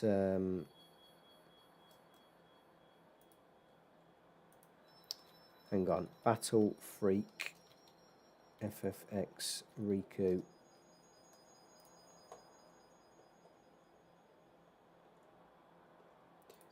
If anyone can tell me what... here we go. SOS Overdrive.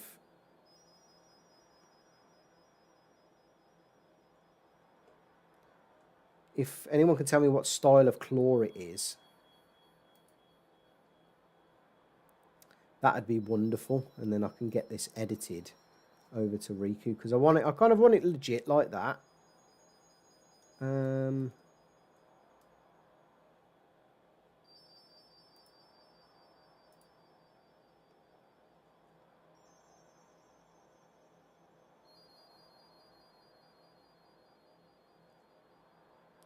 Unlimited is a weapon. Oh,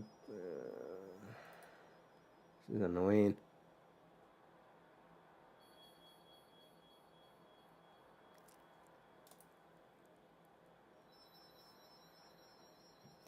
Right, I can have claw standard, which I think is that one.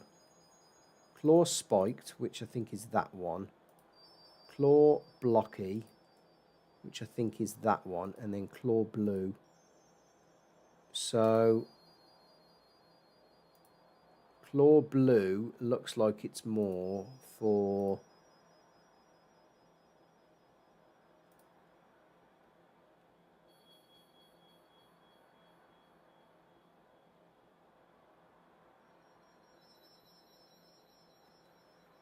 Last time it told me what style it was. So SOS Overdrive is going to be...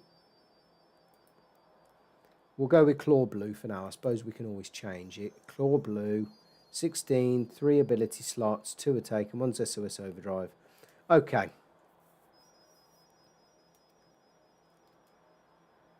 Right, that's wonderful. So, is that edited in this now? So... Perfect. Finally, we get SOS Overdrive Battle Freak. Wonderful. Right, let's stick in another save. And what I'll do is, just to finish things off then, because it's been a really, really good stream, I'm going to quickly get, should be Claw Blue maybe. Yeah, I think that's what we're going to go with, Blitz, to be fair. Yeah, Claw Blue. I'm going to get Rikku's back into SOS.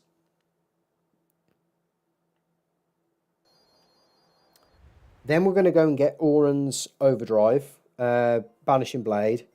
And we're going to get Yuna a Overdrive. And then I think we're going to... we'll probably... depends how long that takes. We'll then do Crawler. We'll finish off with Crawler tonight. Depending on how long all of that nonsense takes with Yuna and stuff. So, let's just make sure we don't fuck everything up now. So we need to get Rikku back into SOS. And this is a very, very weird position we're in. Because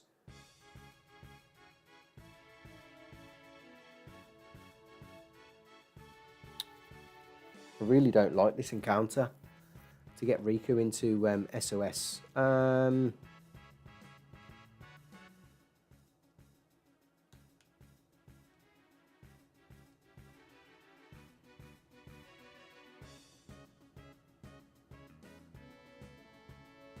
Okay, let's use one grenade. Claw 4 on the wiki. The trouble is, on FFX... on the far plane editor, it doesn't say... Hang on. Claw. It doesn't say Claw 1, 2, 3 and 4. It says Claw Standard, Claw Spiked, Claw Blocky and Claw Blue. But from what I understand, Claw Standard looked standard, just with a bit of a claw at the end. Spiked, there's definite spikes. Blocky looks blocky. And 1, 2, 3 and 4 are those. So Claw Blue is Claw 4. So I imagine it's Claw... Yeah, Claw Blue. Right, this is giving me the fucking ick now, this battle. So he's on 50. So who do we bring in here? Let's bring in... Let's do this slow and steady.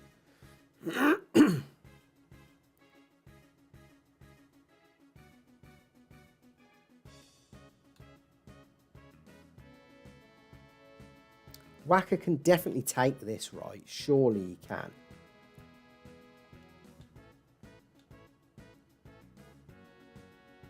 Ah, fuck it. We'll go for it.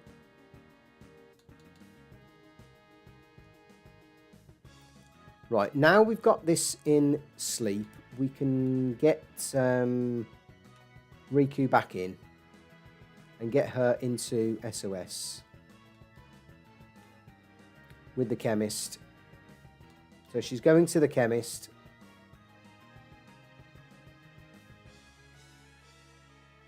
Now she's in SOS, we're all good. We're all gravy, baby. Kamari can stick around. We've just got to get Lulu out of there. So...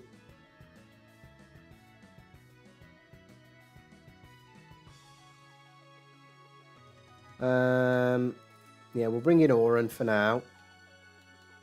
I might as well escape, to be fair. Or try and escape. Yeah, that's it. That's it. That's it, Blitz. Just use Lulu's one spell. Trouble is, I didn't know. I wasn't guaranteed to get the sleep on the thing, you see. No, I don't want to escape with Rikku. I don't want to escape with Kimahri. I do want to escape with Auron, though. Just get the fuck out of there, mate. Right, let's... the trouble is now, we're going to have to swap weapons to the Poison Touch to get the kill. That's fine, though. At least we can get the extra turn with Kimahri. No poison. Do we get the sleep back on? Wonderful. We'll try this all over again. And we get the double combo. Lovely. My favourite combo, this is. I think we're just going to have to play Rikku slow and steady. Getting her overdrive back. We'll get it on the next, probably on the next, yeah, the next, excuse me, the next battle or the next couple of battles. Just don't want to fuck up 3 hours of hard work. Well, 3 hours of work. 3 hours of grind here.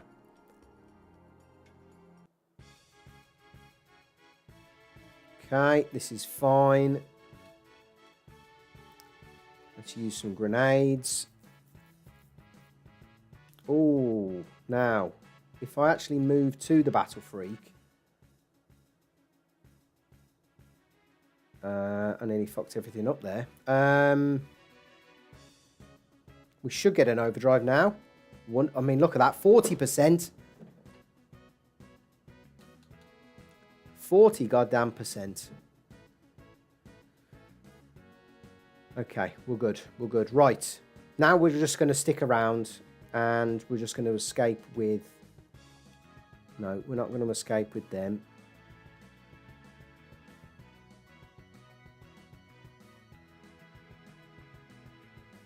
Yeah, I'm getting tired now. I need to concentrate, and I nearly fucked up not doing the not getting rid of the snow wolf.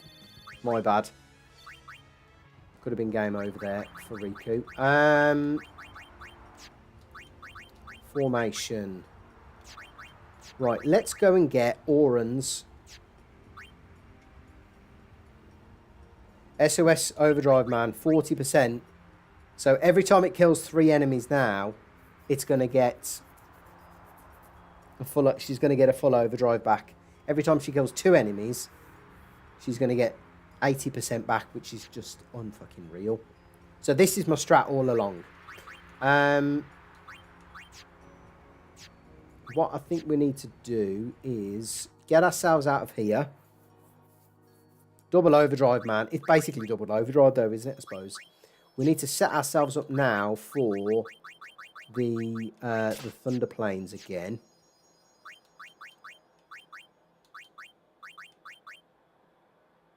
I don't think we need that.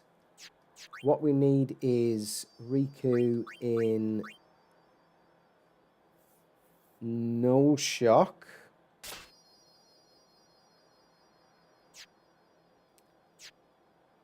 We don't need you. Oh, we'll just keep you there. And you can be in Lightning Ward. So I've just got to remember that some of the overlaps in customization here.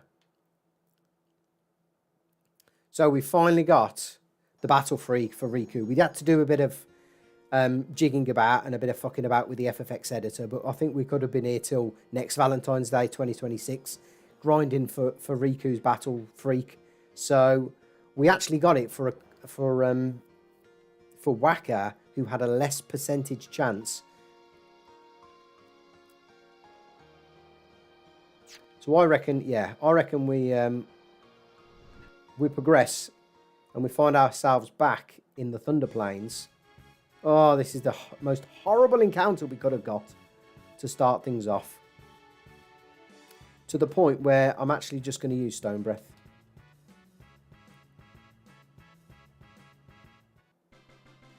That is the most horrible encounter we could have got to start things off. Now, I do believe that the... Now, sorry, let me pause. This is the power of Rikku's mix with... So we've got the Battle Freak equipped. We're in SOS. Double map, which takes everything out here. Straight back to another overdrive. I mean... Yeah, I know. I fucking know, LG. Do not die here. I know. I'm actually bricking it, but I think it's going to be worthwhile getting Auron's overdrive. That is just fucking busted. So, from what I remember, Auron's what's her name? Oh, for God's sake. Do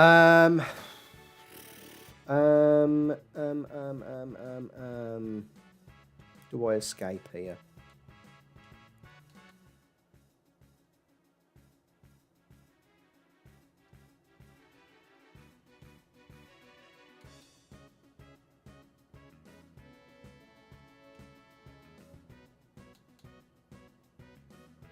Right, risky, very risky. That single Iron Giant encounter is the worst thing I can encounter here. But I need to get to the other side, you see.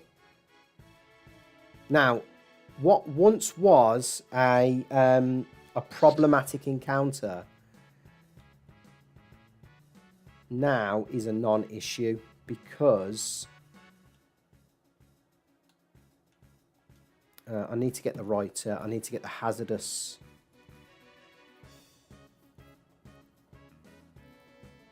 hazardous shell, because that's got the poison to allow me to kill the Iron Giant here. Maybe it wasn't such a good idea coming back for Auron's what's her name.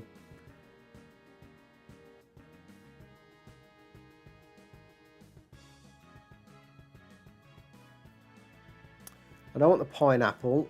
I want hazardous shell. That's it. So grenade and no.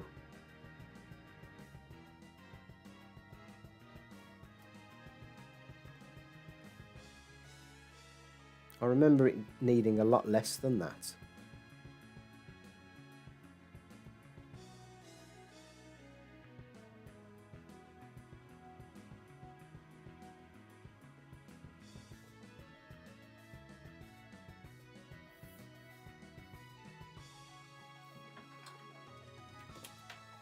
Hang on. Something's changed here.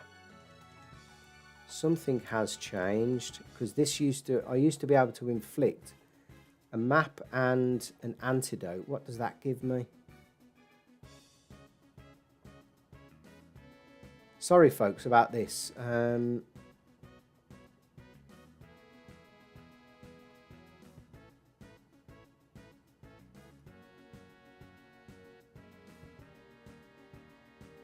Right, a grenade and an antidote gives me a blaster mine. Grenade and map. I thought that was yeah, I thought that was, unless I'm reading this wrong. Oh, grenade and map, yeah. I was reading it wrong. So, mix, grenade, map. Now the trouble is, I just need to double check now. Can I get Rikku's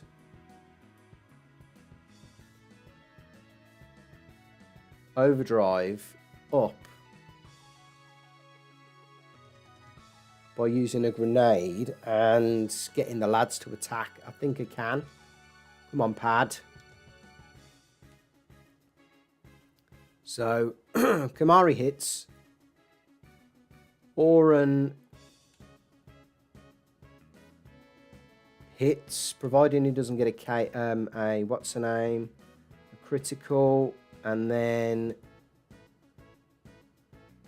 yeah, Rikku finishes it off with a grenade. Yeah, I misread the mix list. Grenade and map. I thought so because that's what I was using on the what's her name here on the trip here.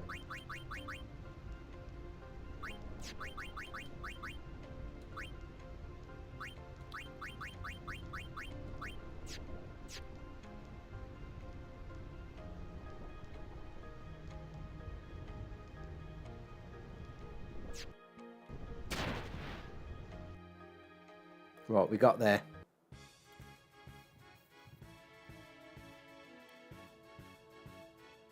So this is where it gets a bit ugh, because yes, I get the double map, but I get 80% back now. Not 100%, which is a shame. Which actually makes me realise I think I need Wakka in the front line. So I need to sort out my equipment here, actually. I think it's legitimately worth coming back for the Banishing Blade.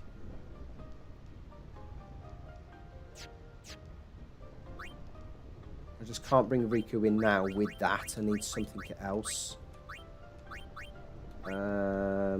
Yeah, I'll give her Nul-Frost because that will remind me I need to give her something else. So he's got lightning proof. He's got +10. But I'm going to actually need to bring in Kimari. Okay, let's keep going. Should be able to get another... In fact, should be able to get another turn here with Rikku. That's it, yeah. So, I mean, I'm only thinking Banishing Blade's worth it, LG, for the Defender X fight.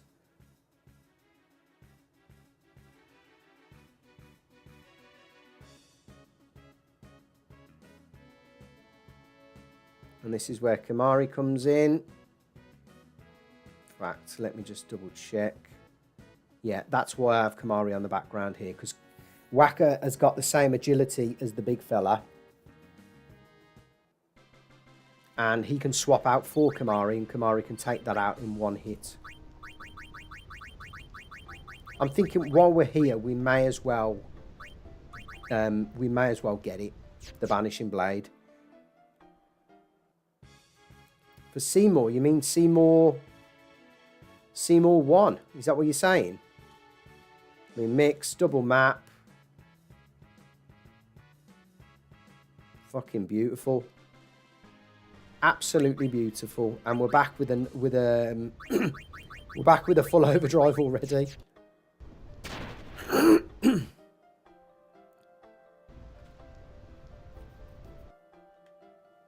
think it's only here, so we've only got to traverse this bit. Yeah, mix, double map. In fact, we're going to go back to the shop and go and get ourselves some maps and some grenades. The other good thing is, have I missed it? Have I gone past it? Or is it at this section here? I'm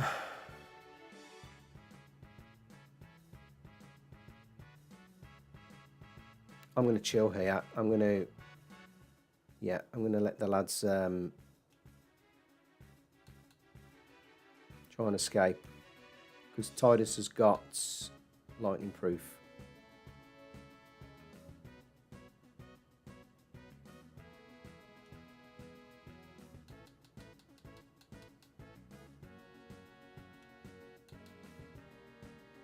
Get the fuck out of there, Auton. Jesus Christ, man. He loves to play the hero. Right, you're good. You're safe, because all they can do is lightning. Although, I did read on the P. Birdman guide at some point that that lava can use fire in some... yeah. For some reason, it has the ability to use fire. Right, how are we looking on the overdrive? Okay. I think I've gone past it, you know. Oh, no, there it is. Right, take a look.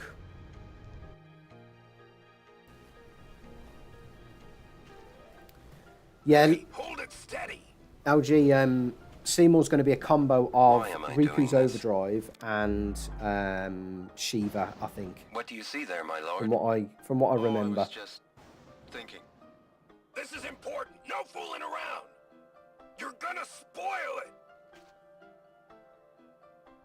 Whoa.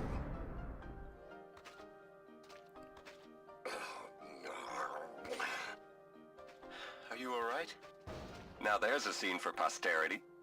Yeah, yeah.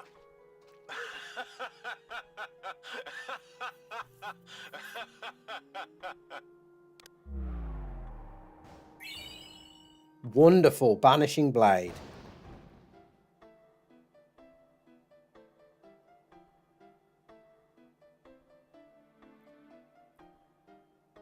Okay.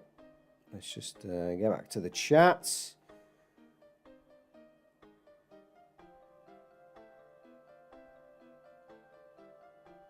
Okay. Finally, we got Banishing Blade. Lovely jubbly. On the director. Wonderful. P-Birdman Guide in PDF format is very easy to navigate, though. So what's also good about all of this now is we actually have a Kimahri Overdrive once again. So let's make our way back. I just want to double check equipment, make sure we're not breaking any rules. No shock. So he can tank a thunder attack from one of the enemies. Auton, I believe, can tank 2.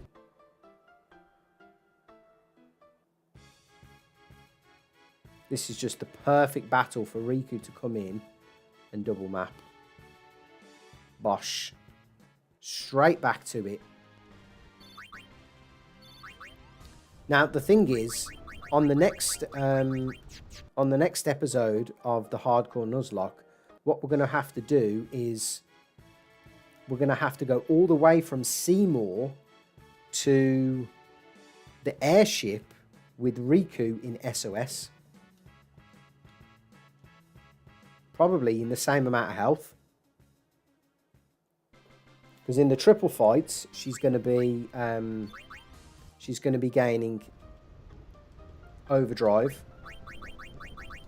It's in the double fight, so I'm kind of concerned about. You know what? In fact, I'm not going to go in the shop just in case I rest and stuff. I'm not going to risk it, so I'm just going to carry on. We should only get into probably half a dozen encounters. Ugh. Horrible encounter. Wakka, why are you being such a retard? Get out of there. Right, this is where Kimahri comes in. Stone Breath. Beautiful.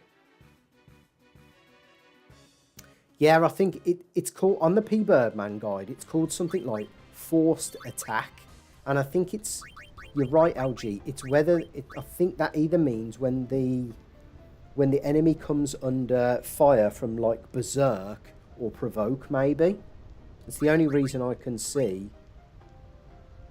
Yeah, Provoke's busted, man. I wish we had access to Provoke in No Sphere Grid. That's one of the things I'd absolutely love is Provoke. I'm just making sure we don't die around here. And we don't have to worry about what's her name.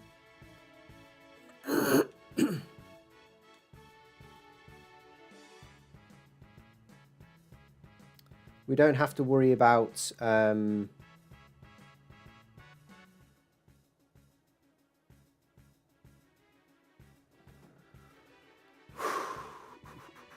we're going to do this. Yeah, we don't have to worry about Dark Ixion yet either. The trouble is, Auton, I'll see if actually I can get in a turn between these pair. Oh, come on, Tidus.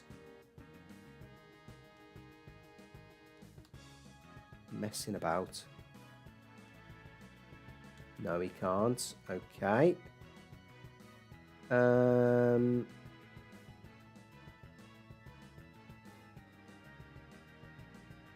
So Wakka's fine, he's fine. It's if they both go for Auton here, that's going to be the issue. It's probably best to use... Yeah, I think we'll just go with double map, just to be on the safe side. And we'll have to get the 20% back somehow in another battle. Provoke's busted, man. Honestly, I really wish that we had it for no sphere grid.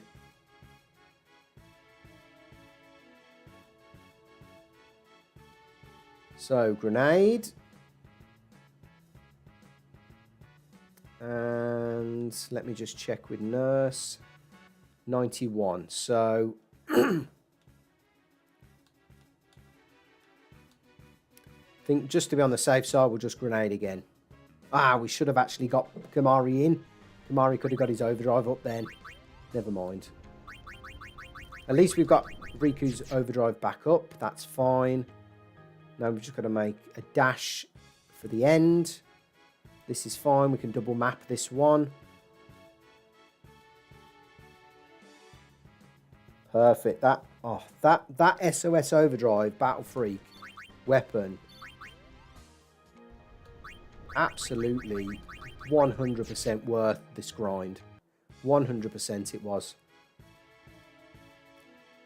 Absolute foolproof strategy. This is what Bikanel's going to be like, to be fair. Lots of triple and double battles. It's them single battles that really make me nervous. Like the zoo, the cactar, the sandworm. Okay, I'm going to actually use a grenade and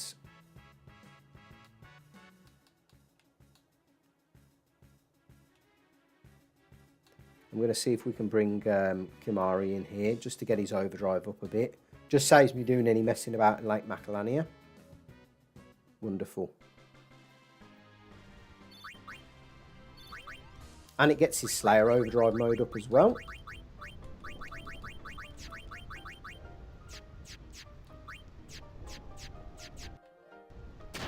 It's the only problem with the Thunder Plains, it pushes you back.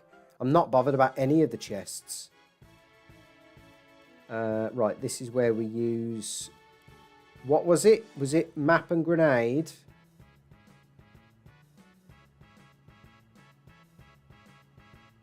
That's the one, baby.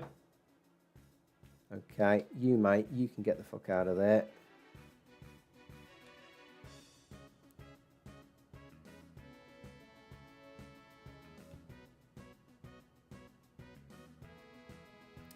To be fair, I'm going to attack. And then I'm going to use a grenade. That should finish things off. Yeah, 51. Rikku. Wonderful.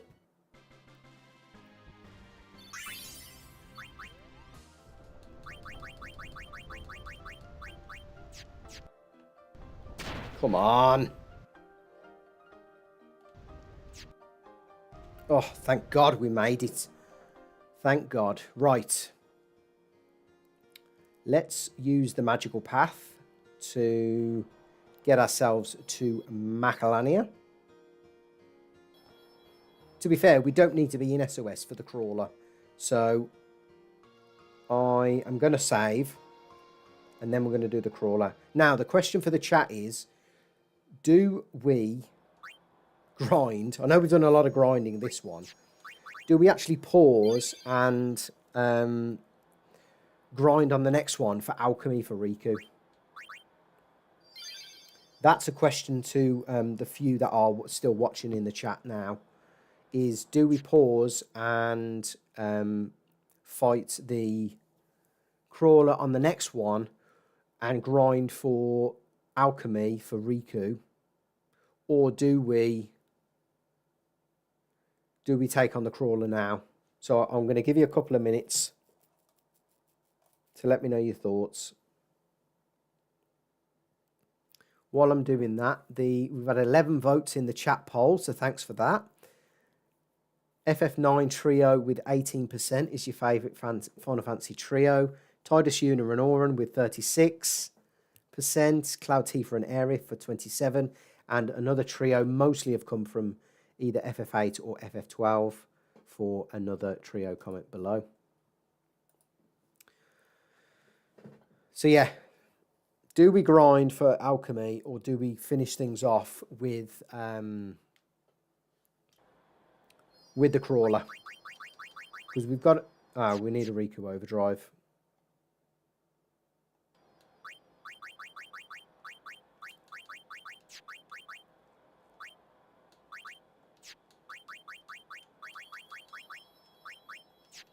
I tell you what, we're here now, and I think I might want to do the alchemy drop for Rikku, because it might come in clutch against things like, I think anything really.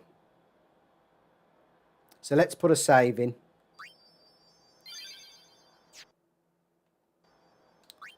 I don't. If I'm honest, LG, I don't think it is really.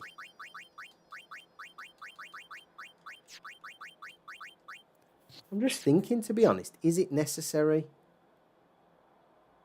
We get it in Gagazet, to be fair, don't we? I mean, it's a fair way off. The only place I see it being necessary is against Seymour Natus. But, actually, using it with Albed potions is going to kick people out of SOS. So, is it really that necessary? In fact, the only place I do see it being useful is against Evray. But there again...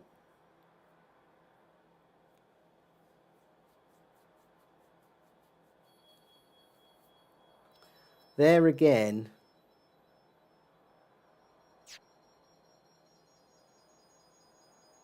tell you what, we'll fill up the overdrives and then we will we'll save and then we'll call it a night. I think. I'd rather have it than not have it, right? I think that's my point. So what have we got here? So,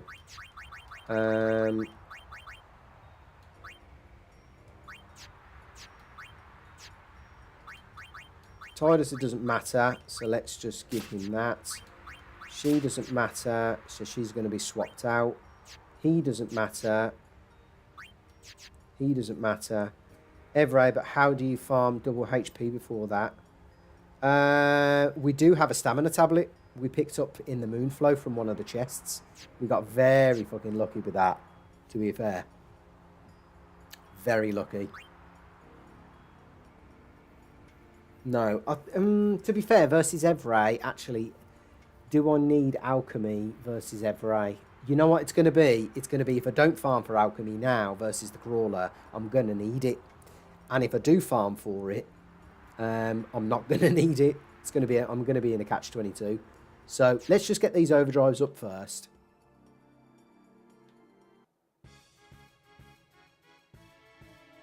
Okay.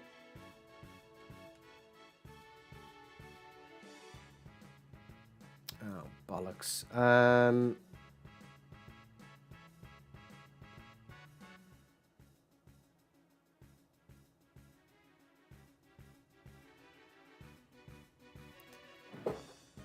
Have I fucked myself over here? Because I've got no stone proof.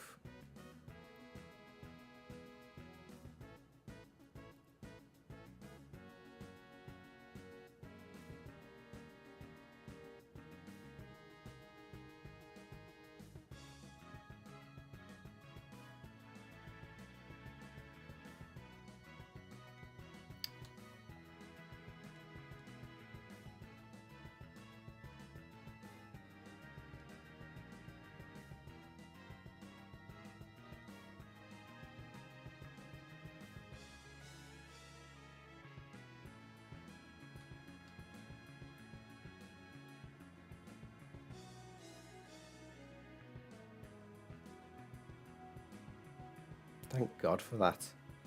I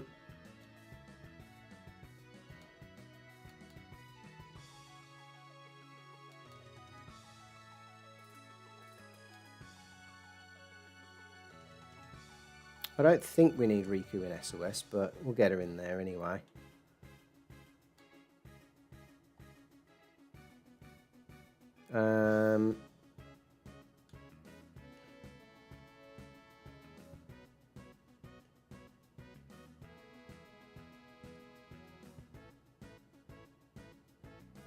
Oh no, we do, because of the because of the what's her name, because of the SOS. Actually, no, we do. So we'll get Kimahri's Overdrive full as well, just to kind of cover all bases, and then we shall. The only other thing I wanted to do was get Yuna an Overdrive for. Who was that for now? Wendigo. Because I think we use. I might actually have to go back to. Has Yuna got Ice Ward?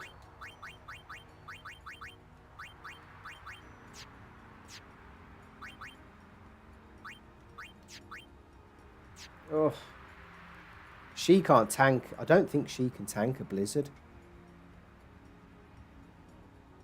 I wonder. I can't remember how much blizzard does. You see, to get Yuna. Because I don't think she can tank it. Not even with plus 10%. I'll figure that out on the next stream. To be fair, I think the main prerogative is let's get Kimahri a couple more battles, and then we can.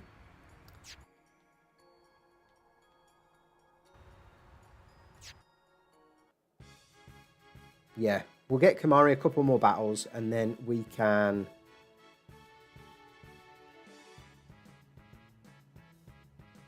call it a night. It's been a major stream. Big style stream tonight.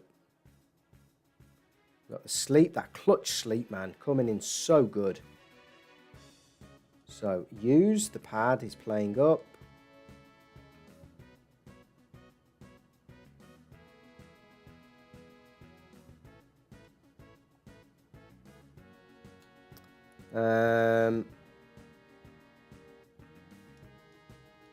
Yeah, we're forced to use the grenade, to be fair, because we've got no more, we haven't got, what's her name, equipped. The poison touch. We'll just use this. We've got plenty of gil, so I can go and get some more grenades. That's fine. So one more battle with Kimahri.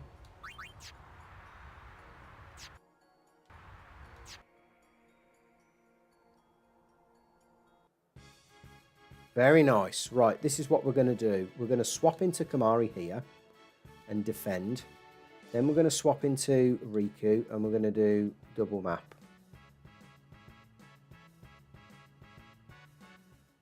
Everyone's happy now. Everyone's good. And we even got an alert arm guard out of that. So, Kimahri's got a full overdrive. Riku's got a full overdrive. Everyone's got a full overdrive by Yuna, and I'll sort Yuna out in the next stream, or off screen, or something. So this is the setup we need for what's her name.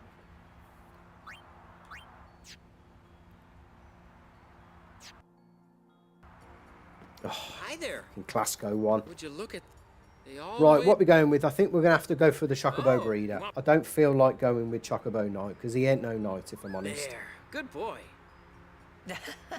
How'd you know what it wanted? Harris, we got an SOS Overdrive for Wakka. Maybe I'd make a better Chocobo Breeder than Chocobo Knight. So... Hey, what job? Yeah, I think so too. So because we got because we got the drop for Wakka, Wakka actually had less of a chance of getting it than Rikku, so I've just hacked it in for Rikku instead. So what we've got, Harris, is this bad boy, SOS Overdrive, 2 free slots. I did get it for Wakka, but look, I could have been here till tomorrow trying to farm this for Rikku. So let's make sure we've got the right items, and then we're going to call it a night, folks. So we'll get them. Let's get 50 potions. How much is 99? Yeah, that's fine.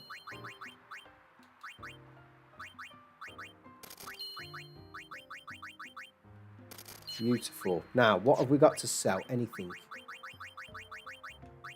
So I'm actually going to keep the power spheres because I need them for mixes. But we're going to get rid of these.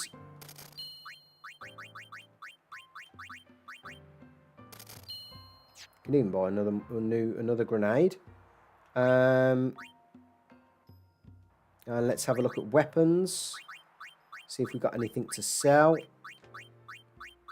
Jesus, it was a long... that was a long session. What a drop that is. Is that from Iron Giant? For that price, I'm getting rid of it.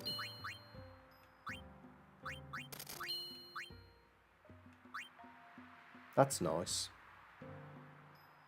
That's very nice for Lulu, that is.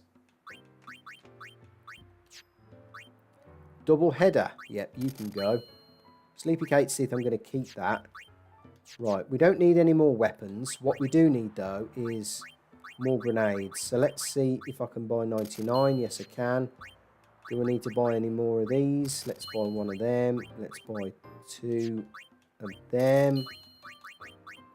So we're all maxed out on the items.